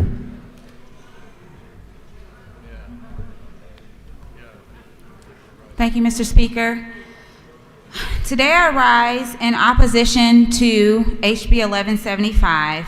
But before I talk about why I'm against this bill, I do want to say that I am in agreement with what the bill is trying to do, and I think with work, I could support this bill. However, this bill does not go far enough to actually protect consumers of raw milk. So many of you know that I am a professor in microbiology. So bacteria is my jam. And when we're talking about unpasteurized or raw milk, what we are talking about is milk that has not been treated in order to reduce the amount of bacteria that is in that milk.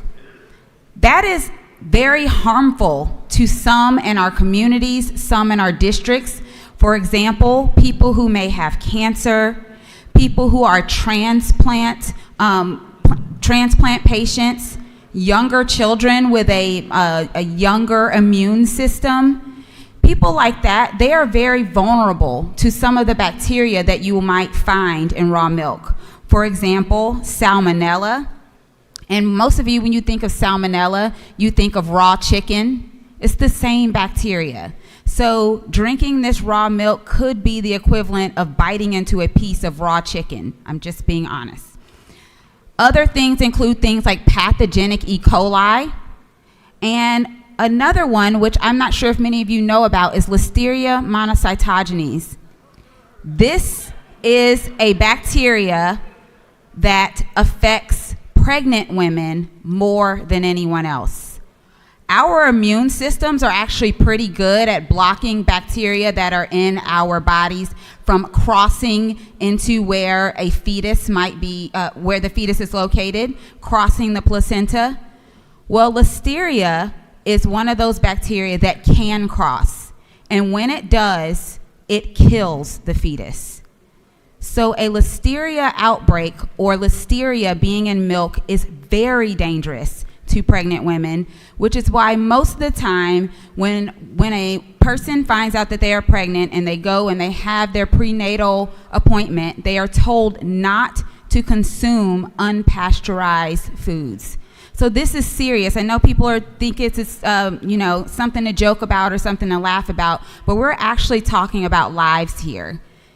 And so, again, I am not against the consumption of raw milk. If a person wants to take on that risk, then by all means, take on that risk. But my concern is in this bill, we don't go far enough to let people know that actual risk. And so I'm asking for a no vote today. And I hope that if this bill does pass, when it goes to the Senate, we can make sure that the labeling on these products is such that we are able to protect the people who might decide to consume this milk so that they at least know the harm and the danger and the risk of consuming this type of milk if they so choose. So with that, Mr. Speaker, I will yield the well. All right, we have a minority report. Is there any objection to the previous question being ordered? The chair hears none. The previous question is ordered. Chair recognizes for the minority report Representative Mitchell. Thank you, Mr. Speaker. It seems to be Democrats telling their backstory in Agriculture Day. So I'm glad to be up here to join you for the raw milk. I did literally cringe when you suggested LA 200 before selling milk, so just so everyone's aware, there is a 96-hour withhold on that. But I am actually standing here because I have worked on a dairy farm. I have a production animal medicine degree, which in New York, where I got it, means dairy. I studied in a milk quality lab and had the opportunity to teach milk quality courses. So I come here from a different position of expertise than anyone else in this building. And I know enough about milk to know that this is a complex space. And then when we make a bill, we need to understand the complexity of that space. But we can start with common expectations. We all want, all of us, viable small farms and safe milk, every single one of us. So what solution can we find that are the best applications of those two values here in Georgia? And why am I saying no to this bill right now instead of yes? I think we could all agree, if we're drinking pasteurized milk, we're going to the grocery store, we all want it to be grade A, and we all want the assumed protections that we have there to be present. We want regulations and monitoring. We have a federal pasteurized milk ordinance that makes sure all the milk we get from the grocery store that's pasteurized is safe. It would not be a question that if a farm decided they were going to sell pasteurized milk but not follow the PMO, not follow the monitoring, not follow the withholds, we would shut that farm down. We would say that milk is not safe. We have a way to make it safe. We are going to only allow one milk stream and it's going to be safe. I mean, in Georgia, we have regulations even on things like home-baked goods. Milk isn't a different space. And as a product that's consumed raw rather than cooked, our consumers have no additional steps they can take to reduce their risk. You can choose how well done your hamburger meat is. You can choose whether you're cooking your tuna raw. You can have your egg runny. But the only way you can make unpasteurized milk safer is to follow the refrigeration protocol, and that's all you have.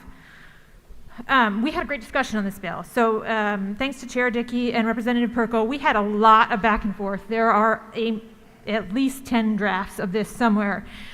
So it's not that we haven't had this discussion, it was that we had fundamental places where we disagreed.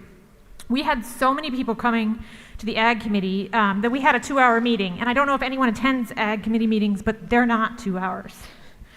Most of them came to speak specifically to the risks of drinking unpasteurized milk. We got 2 letters from the CDC. That is not common. DPH came, Department of Ag came. The National Milk Producers Federation not only sent a letter, but also put out a national memo. So never have you seen so much firepower come to the Ag Committee with the same ask. We want this safer, and we want to protect the dairies who are going to do it. So 3 dairymen actually did come to speak to us at the 2-hour meeting about their own farms, and their dialogue during and after the meeting was actually very valuable in figuring out what our common space was. All 3 acknowledged that unpasteurized milk is a high-risk product. 2 of the 3 stated that they could not see it being a significant economic benefit to their own dairy. And every single person acknowledged that what they wanted was twofold. They want a level playing field. They want to know if they are selling a product that they have produced under a grade A standard, that they are not competing against someone who does not have the same requirements and can make the same product cheaper. And they also want to know that there's a safer product going out to consumers. Farmers really care that they are making safe quality goods, and they feel that what we are currently doing is not guaranteeing that safety.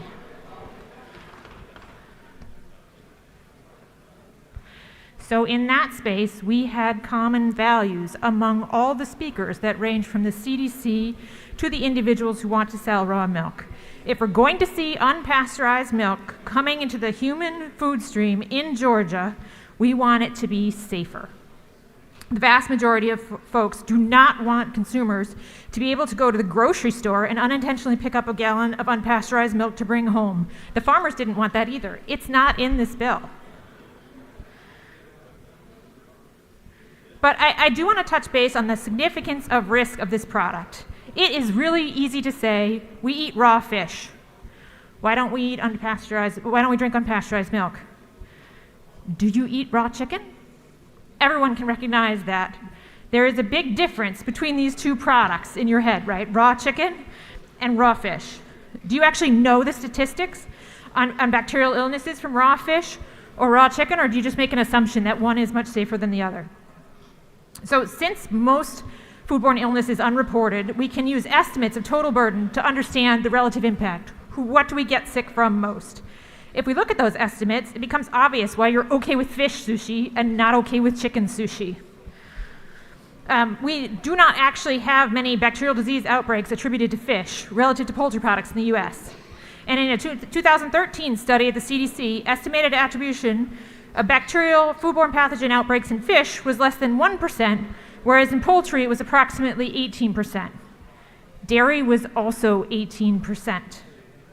The paper noted that unpasteurized dairy products were disproportionately represented in the risks, but we don't drink raw unpasteurized milk because in some ways it is more like a fresh raw chicken breast than a piece of fatty tuna. Yeah, that image won't leave my head either. And I'm super glad that now all of you have it as well. So if we're going to sell unpasteurized milk, we want people to know that risk difference.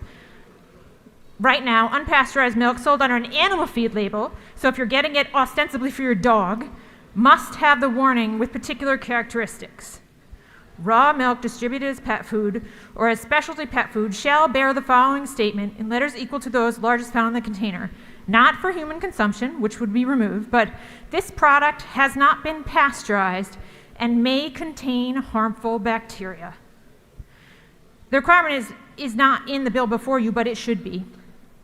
It has a disclosure that milk is unpasteurized, but it doesn't explain what that means. Until 15 minutes ago, you had no way to gauge the risk of that product. You needed to have that reminder, and every consumer in Georgia also needs to have that reminder.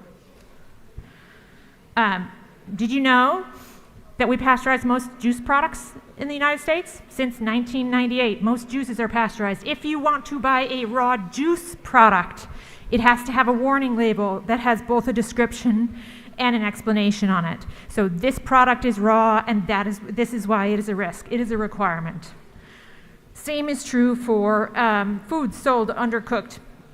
So animal foods such as beef, eggs, fish, lamb, milk, pork, poultry, and shellfish shall have both a reminder and a disclosure on it.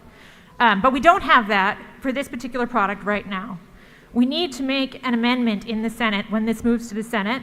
If we need to label sushi, a much safer product for consumers who know very well it's uncooked, we should label unpasteurized milk appropriately. It's going to protect both our producers as well as our consumers. Both deserve that protection. But there's actually a second issue here, and I had said I would vote yes on this bill if two conditions were fulfilled. The first one being no sales in grocery stores, and the second one being that we were actually eliminating the other milk stream. So the milk stream that right now is labeled as pet food is not removed in this bill. What we have done, instead of decreasing risk by replacing an unsafe product with one with slightly more containment, we have now allowed the first product continue and introduced a second product which is also inherently risky. So the question of why we would have two streams of unpasteurized milk going to Georgia consumers is one that's open. Why would we keep a much less regulated, unsafe one and introduce one that's marginally safer and requires dairies to have much more measures in place to protect consumers? Would you want a more and less safe beef stream? This one was expected at the slaughterhouse, this one was not. How would you know which one you had? The whole objective of this bill was nominally to make consumers safer and protect the market share by eliminating this milk stream. We have not yet done that. Farmers selling under the license supply for this bill right now would have to follow higher standards than simply getting an animal feed license and selling in the same locations. If we want to protect the dairies that are trying to do better, then we need to do exactly that. If you're selling milk for humans to drink, it needs to be under this license. And the solution is easy. We can eliminate the unpasteurized milk animal feed license with a fade-out period so that farms that do move from one to the other, and there's a picture up here you can see, this is some of the milk that is being sold. I actually went online and looked up, you can look up every single animal feed license online, and you can click on it, see where the dairy is, and then go find what they are selling online. I went to about 30 of them. This is not animal feed. This is the label that's on it. This is how you see it being marketed. You can find almost every single dairy in Georgia that's selling for animal feed. So we can do this better. This is a human food product. So the concern that was brought up in committee for not addressing that was that some of this might be going to, say, a veal calf market. It's not. You can actually go look up the licenses and see for yourselves. By eliminating this milk stream, we will not be decreasing farms' ability to provide milk for other farms. Moving away from these animal feed licenses would simply reduce risk in a very high-risk space. This is going to protect our farmers. So if you step back and ask, should we be selling unpasteurized milk to consumers from a public health or a farm risk perspective? Would the lady suspend? Yes. The noise level in here is getting unacceptable. And I give the member your respect and courtesy of keeping it down and listening to her presentation. You may continue. Thank you. So if we step back and ask, should we be selling unpasteurized milk to consumers, both from a public health and a farm risk perspective, the answer is likely no. Even the farmers agree that this will increase their own liability. But if we're going to do it, we need to do it well. We need to level the playing field so that a person is not punished by making it more expensive to make a better quality product. And we need consumers to be warned about the real risk of the product they're receiving. I talked to a lot of people about this bill and said in the end, I needed two things to happen to vote yes. One was no large-scale retail sales. We did that. Two is eliminate the ability to continue to sell raw milk to humans under an animal feed license. That is still a no. I think this bill is going to pass. I think the intent of this bill is good. I think a lot of work has gone into it. I encourage you to join me in voting no as a signal that you too value fairness to our dairymen and dairywomen who are trying to do better and investing actual money into reducing the risk of this product. We can do better for them. We can do better for Georgians, and I hope we see these amendments on the Senate side. As it stands, I will vote no. Thank you very much, and I yield the well.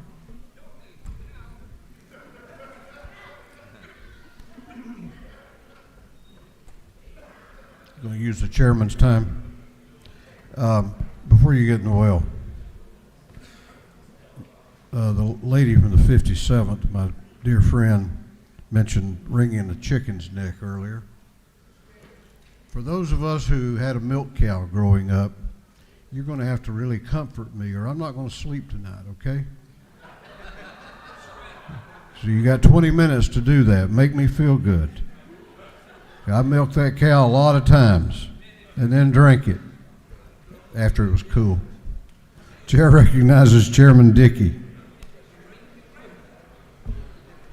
Thank you, Mr. Chairman. I hear you very loud and clear there. I'll give you a quick history. This debate on raw milk or pasteurized milk been going on a long time. And I'm real proud of our committee. At the end of last session, we looked at this and I appointed Chairman Perkle to head up a study committee of our committee. Really the whole committee, I think he included pretty much, and they had a couple of meetings, and I really appreciate Representative Mitchell's expertise, weighed in and took a lot of things into consideration. But the fact of the matter, the reason we did the study committee, because the sale of raw milk has been going on in this state, and it's been unregulated. It's been labeled as pet milk. And I just could not, as chairman of Ag Committee, continue to just look the other way and not move this state forward with a safer product. And that's what this process has been about. My committee's worked hard on it. Chairman Perkins worked hard, tried to find a middle ground. I know we're not all in total agreement, but we all are in agreement that we want to move this process forward. So I would urge you to pass this bill. Chairman Perkle can perfect it and get it over to the Senate. It's a good move for Georgia milk producers who want to get this niche market, and for consumers that want this raw milk. Other states are complying very, very well with this, and it's very successful in other states with no issues or very few issues. And so Mr. Speaker, I'm going to turn the rest of my time over to Chairman Perkle.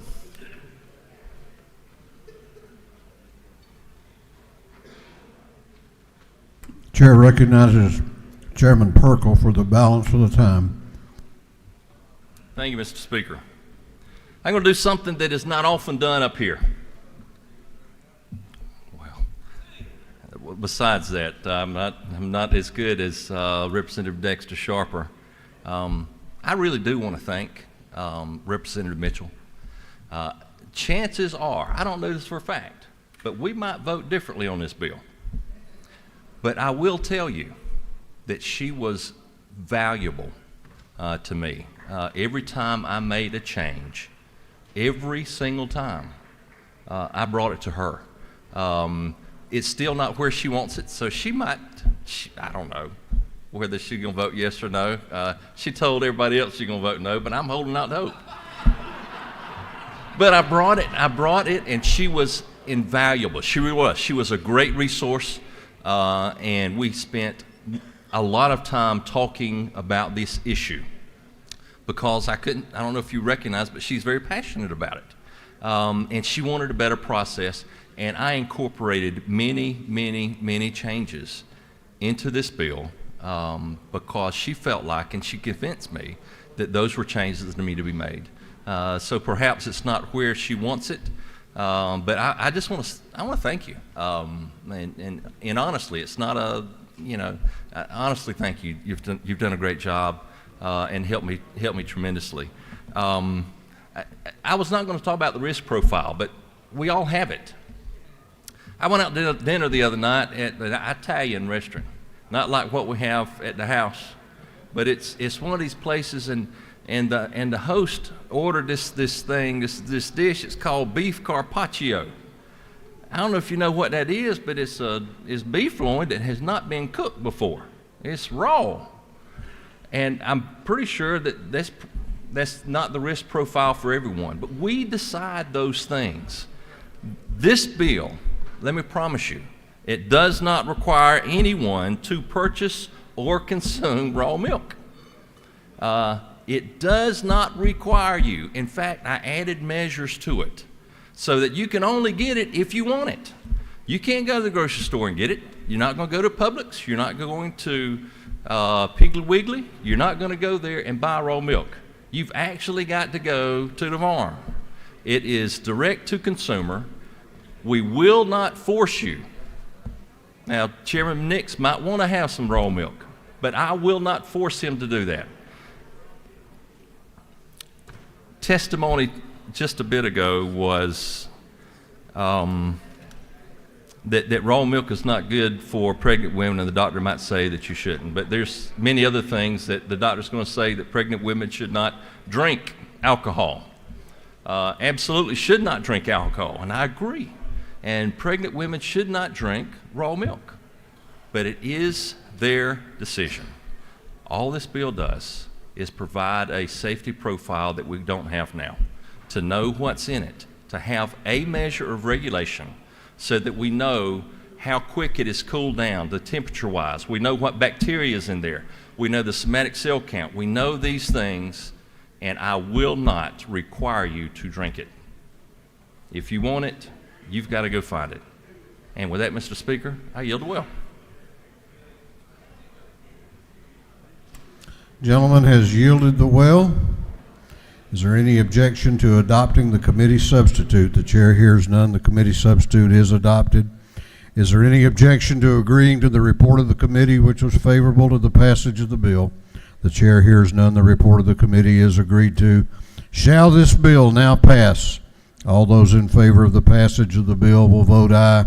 Those opposed will vote no, and the clerk will unlock the machines.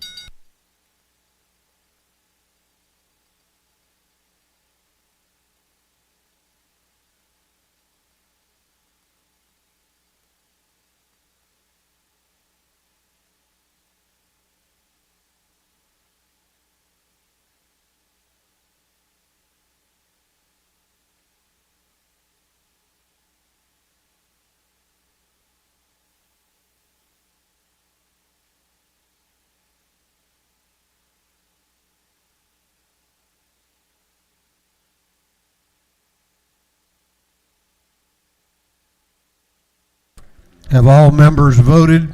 I'm sorry, what purpose does Representative McLeod rise? Parliamentary inquiry. State your inquiry. This bill presents a whole new set of regulation for the Department of Agriculture. Is there a cost associated, and is the Agricultural Department in favor of this bill? I'm going to, you want to do a parliamentary inquiry, Mr. Chairman, to answer that? Chair recognizes Chairman. What purpose does Chairman Perkle rise? Parliamentary inquiry. State your inquiry. Is it not true that the Department of Agriculture was consulted all along this? I cannot speak for them as to their support, but some of the many measures they requested, I added to this, as to there will probably any type of testing is this going to be a cost, but we already do this on our milk facilities now. So they didn't. I'll do one more parliamentary inquiry. What purpose does Chairman Dickey rise?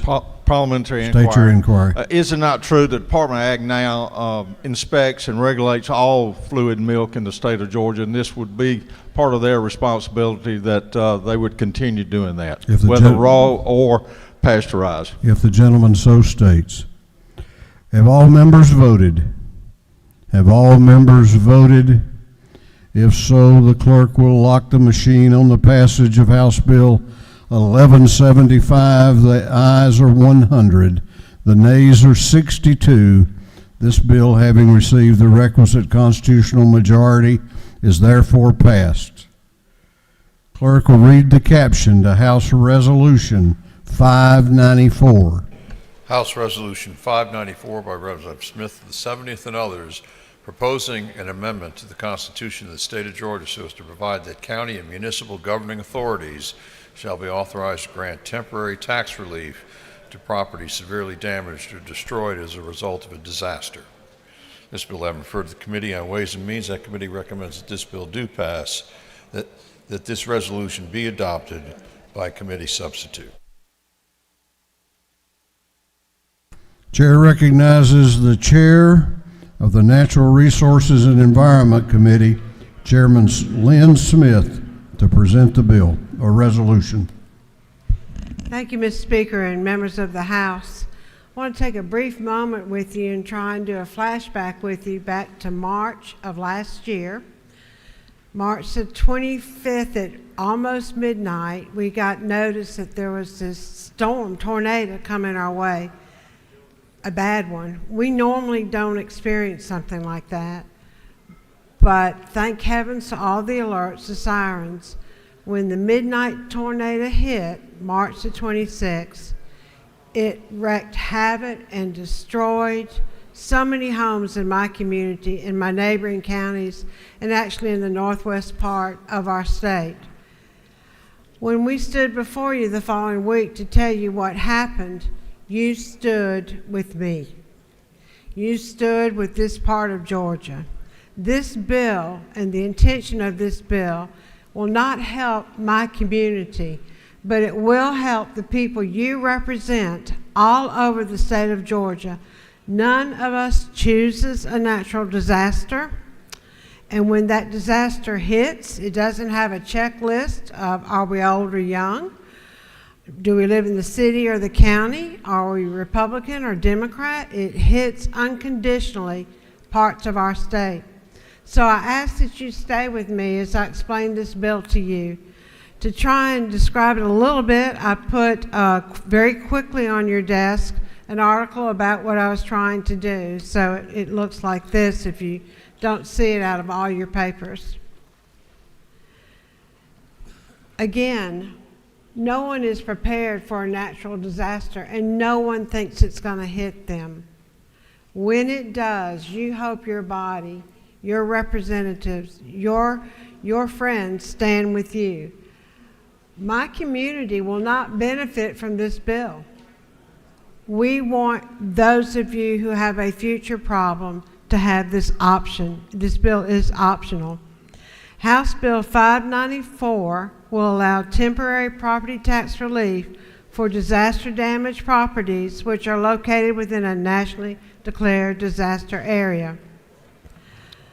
The description of it, taking the language from the actual bill, seeks to amend, Speaker,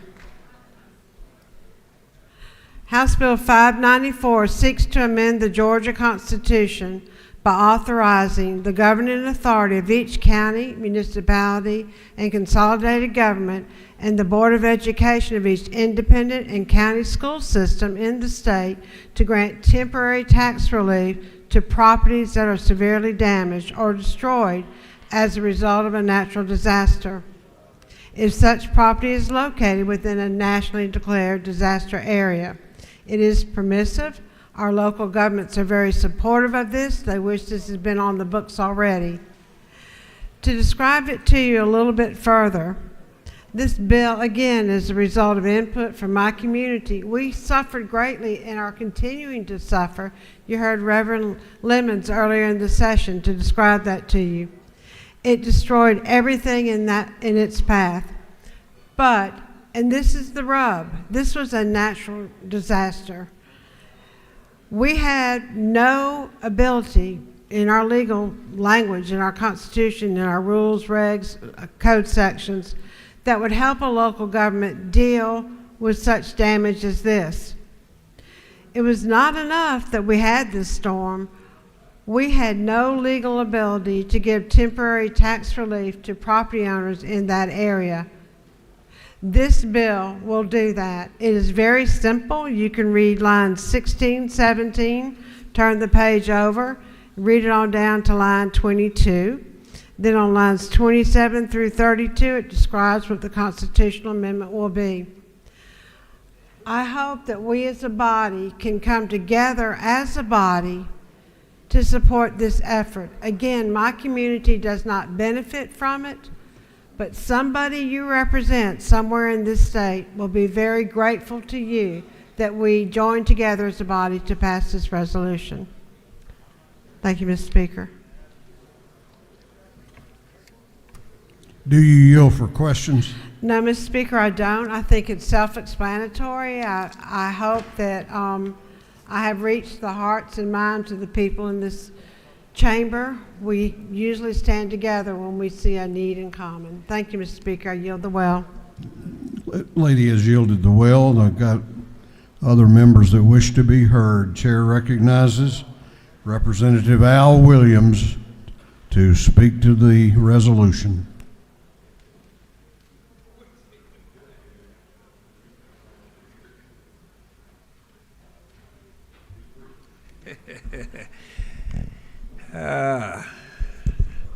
Thank you, Mr. Speaker.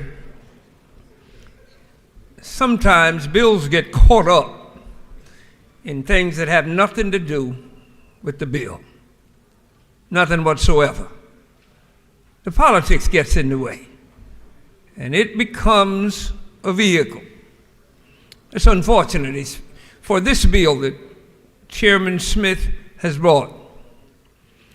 Now, the safe thing would have been for me stay in my seat and have nothing to say about this, but I've never been a go-along to get along guy. People at 168 elected me because I've never been a go-along to get along. I don't want to start now. I believe in negotiations. Think things should be worked out. It's unfortunate, this bill. As a rural legislator, we're always doing hurricane season threatened by a hurricane. We've been blessed in Liberty County and Savannah that usually we send it north to our neighbors in Charleston. So we've kind of missed a few, Mr. Majority Leader, and that's good. But who knows when? My house sits at about 39 to 50 feet above sea level. A good surge and in trouble. And I remember the last time we had the remnants of a hurricane. People are still complaining about how they had to swallow so much of the loss and then not see any difference when that tax bill came in.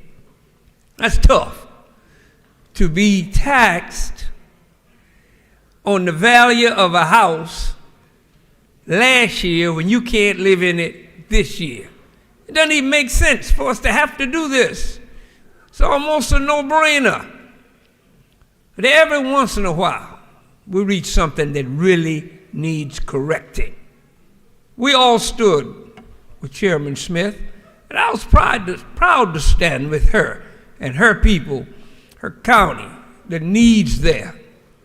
And this is not the time to get off that train. This is not the time. I still stand with it, and that's why I'm supporting this bill, because I think that it could have well been Liberty County, could have been Chatham, could have been Bibb, could have been Muskogee.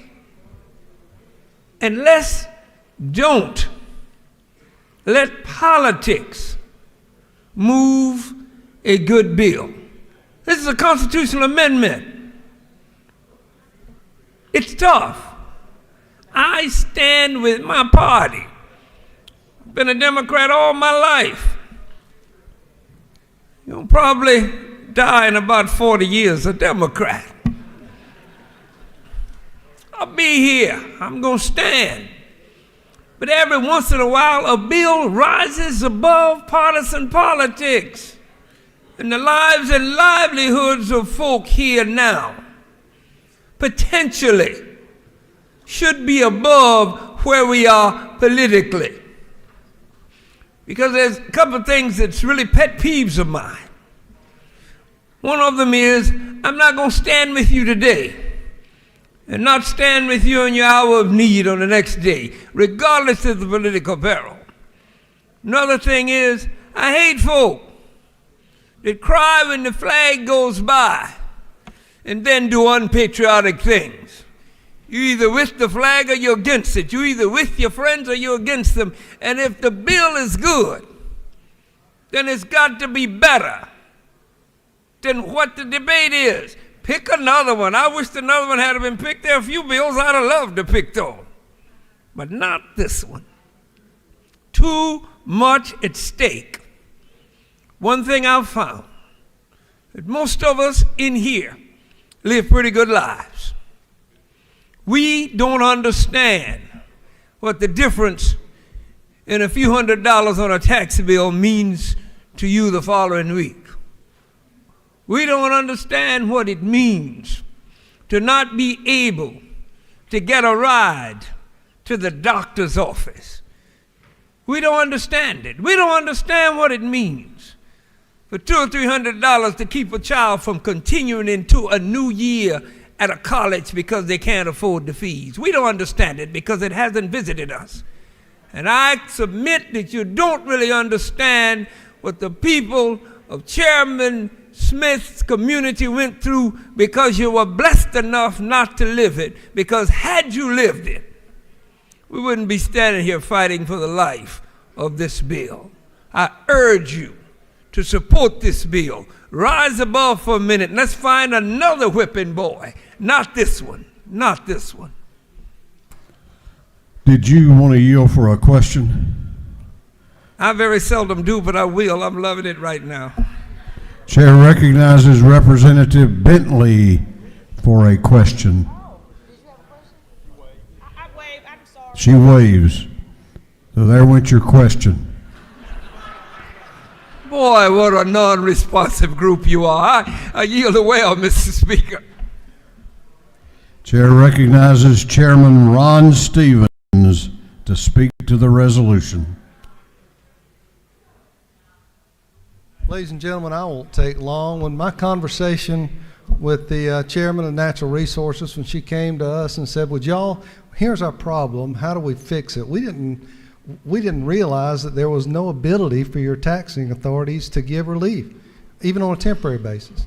So and thank you to the chairman of the Ways and Means, thank you to the subcommittee chairman when they put their heads together to try to come up with a bill that made some sense. And this is a really big deal. Imagine, if you will, waking up as she did and folks in her community, or like the gentleman from Turner County over here, whenever he woke up one day and we asked him, what does it feel like? What is your community saying to you? And he stopped for a minute and looked. He said, well, the best way I can describe it is like a bomb went off. And 6 months later, people are still walking around looking like they're in total shock. Or the lady from Bainbridge, the very same scenario. Ladies and gentlemen, today you've got the opportunity. There's not a single lobbyist out there that's pushing for this bill, but you've got an opportunity for your neighbors because it might happen to you. I yield the well. The gentleman has yielded the well. This is a constitutional amendment, requires 120 votes. Is there any objection to the previous question being ordered? The chair hears none. The previous question is ordered. Is there any objection to adopting the committee substitute? The chair hears none. The committee substitute is adopted. Is there any objection to agreeing to the report of the committee which was favorable to the adoption of the resolution? The chair hears none. The report of the committee is agreed to. Shall this resolution now be adopted? All those in favor of the adoption of the resolution will vote aye. Those opposed will vote no, and the clerk will unlock the machines. What purpose does Chairman Darlene Taylor rise? Parliamentary inquiry. State your inquiry. Is it not true that if this bill had been in effect a couple of years ago when we had Hurricane Michael, many of the residents of my area would not have had to pay taxes that did not exist anymore on homes that were gone? Thank you. I believe the lady to be correct. What purpose does the Speaker Pro Tem rise? Oh, she waves. What purpose does Representative Dukes rise? Parliamentary Increment. State your inquiry. Is it not true that when Hurricane Michael desecrated southwest Georgia, destroying pecan trees, pine trees, and ripped away our way of life, our homes, that if we had had this legislation, we would have had an opportunity to provide some relief for the people of southwest Georgia? I believe that to be true, Representative. Have all members voted? Have all members voted?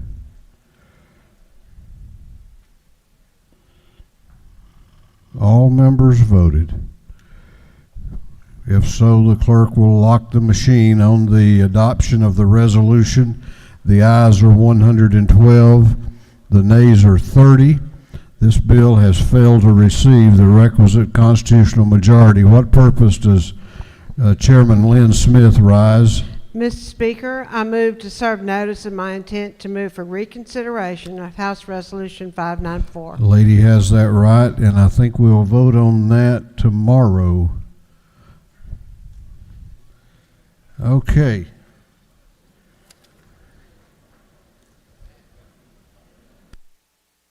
House Bill 1194 will be postponed until the next legislative day. What purpose does Chairman Hitchens rise?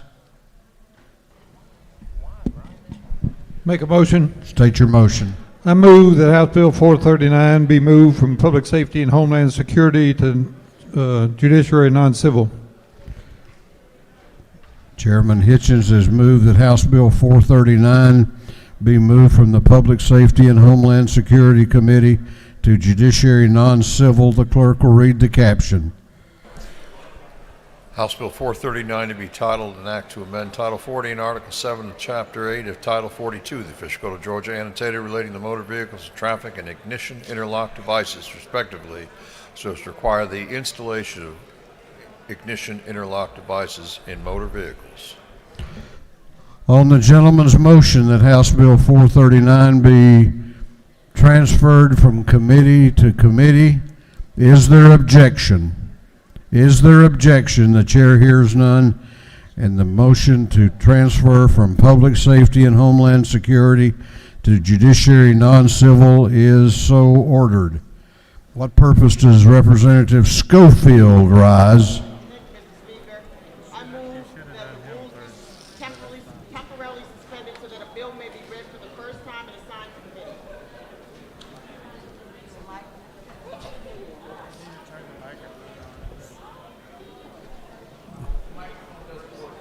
Can you turn the mic on? It's on. It's on. It's not working.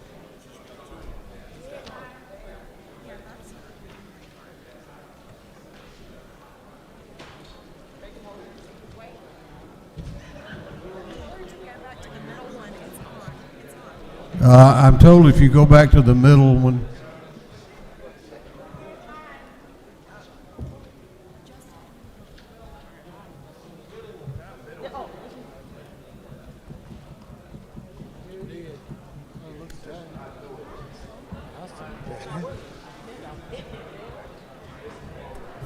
Representative, you need to go to your assigned seat, I'm told, and that mic should be on. I think we got it now. All right. I make a motion, Mr. Speaker. I move that the rules be temporarily suspended so that a bill may be read for the first time and assigned to committee. Representative Schofield has moved that the rules of the House be temporarily suspended to allow a bill to be read for the first time and assigned to committee. Clerk will read the caption. Unnumbered House Bill by Representative Schofield of the 60th to be titled, an act to amend Title 34 of the Official Code of Georgia, annotated relating to labor and industrial relations. On the lady's motion that the rules of the House be temporarily suspended to allow a bill to be read for the first time and assigned to committee, is there objection? The chair hears none, and it is so ordered, and that's assigned to industry and labor. What purpose does Representative Schofield rise? I make a motion, Mr. Speaker. State your motion. I move that the rules be temporarily suspended so that a bill may be read for the first time and assigned to committee. Would that be a resolution instead of a bill? A resolution, thank you. Clerk will read the caption. Unnumbered House Resolution by Representative Schofield of the 60th proposing an amendment to the Constitution so as to create the Family and Medical Leave Insurance Fund. Chairman Schofield has moved that the rules of the House be temporarily suspended to allow a resolution to be read for the first time and assigned to committee. Is there objection? There is objection?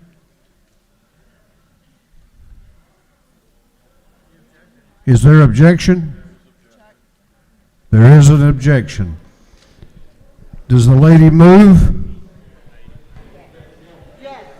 Lady moves. Lady moves. All those in favor of the lady's motion will vote aye. Those opposed will vote no, and the clerk will unlock the machines.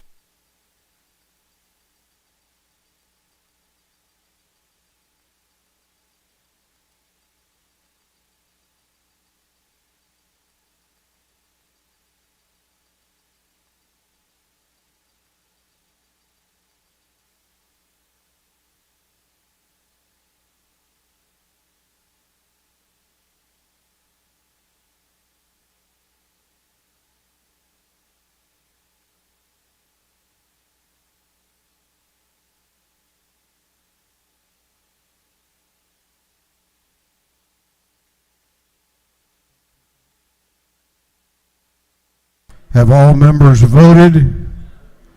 Have all members voted? If so, the clerk will lock the machine on the lady's motion to suspend the rules. The ayes are 57, the nays are 72. It required a 2/3 vote, and the motion has failed. What purpose does Chairman Hawkins rise? Make a motion. State your motion. Move to suspend the rules so a bill may be read for the first time. I know. Chair.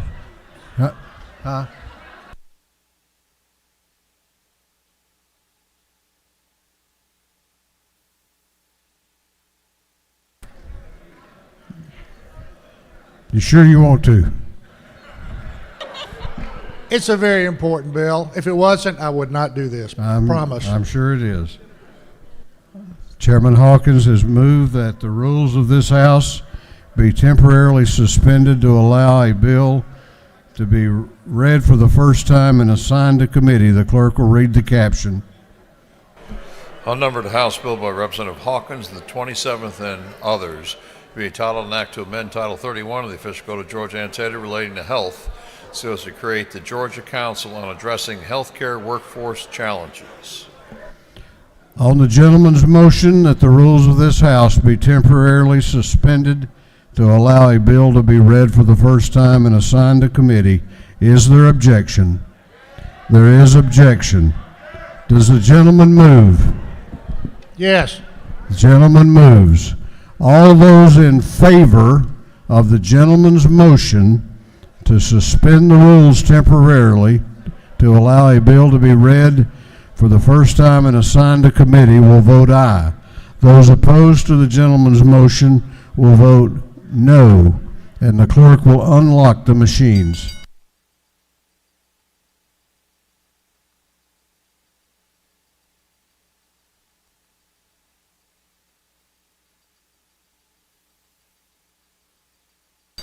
What purpose does Representative Stacey Evans rise? Parliamentary inquiry. State your inquiry.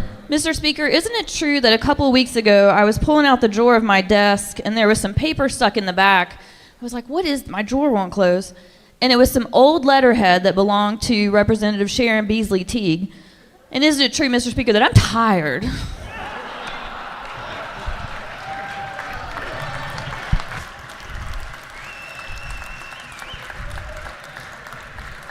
So is the lady saying she wants to go home? Have all members voted? Have all members voted? If so, the clerk will lock the machine on the motion. The ayes are 93, the nays are 43.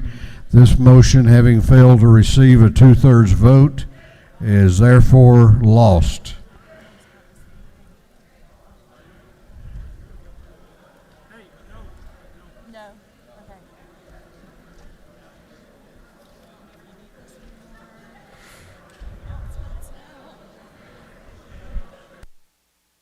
All right, we have a motion. We have some bills that have come back from the Senate that will all be assigned to legislative and congressional reapportionment. The chair's asking for unanimous consent that those bills be read for the first time and assigned to committee. I'm sorry, the intergovernmental coordination. All intergovernmental coordination. My bad. Is there any objection to the motion? Chair hears none, and it is so ordered.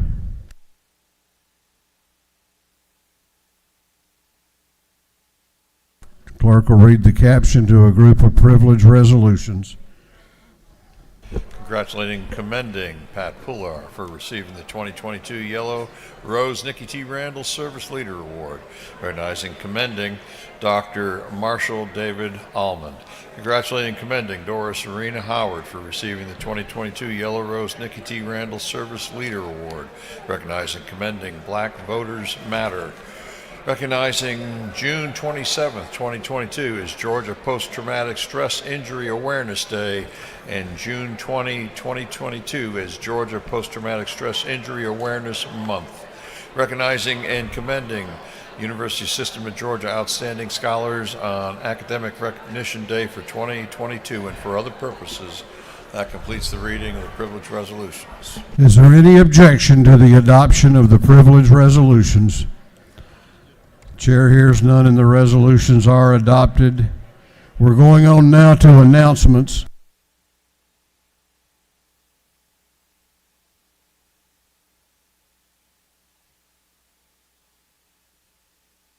Going on to announcements. If you have signed up for an announcement, come down to the front of the chamber. Chair recognizes Chairman Newton for an announcement.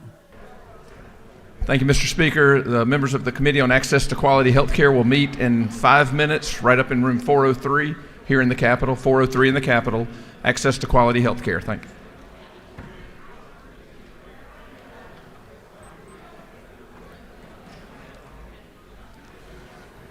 Chair recognizes Chairman Dubnik for an announcement.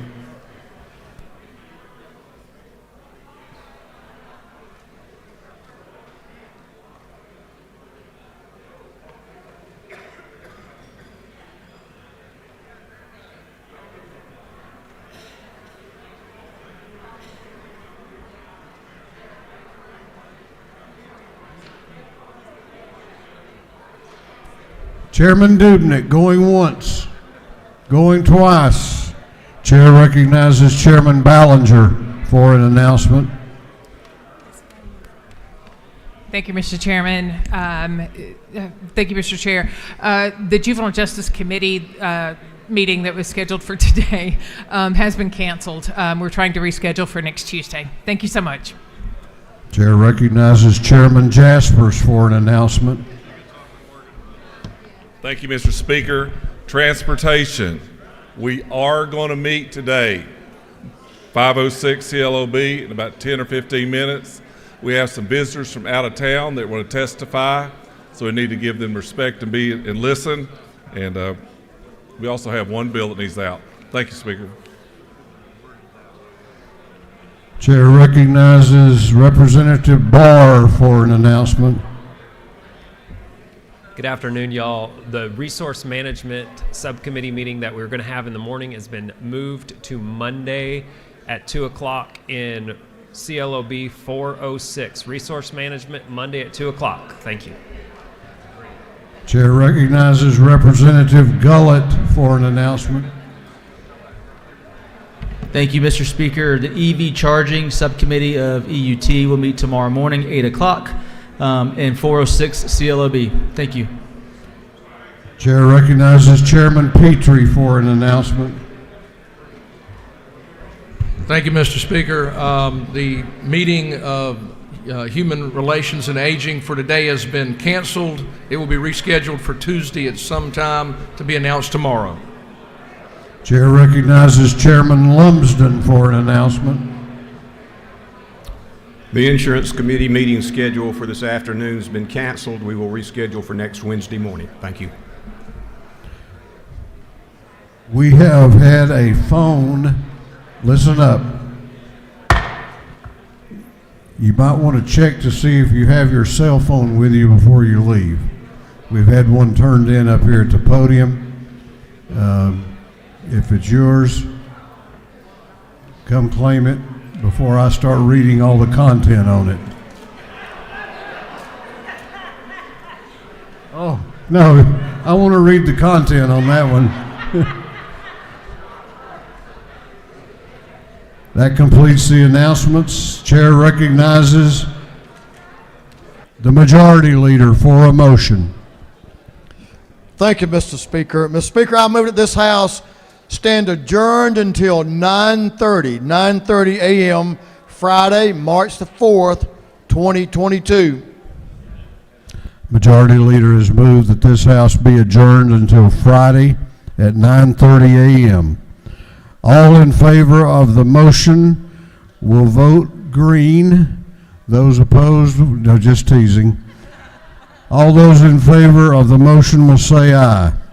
Those opposed, no. The ayes seem to have it. The House will be adjourned until Friday, March 4 at 9:30 a.m.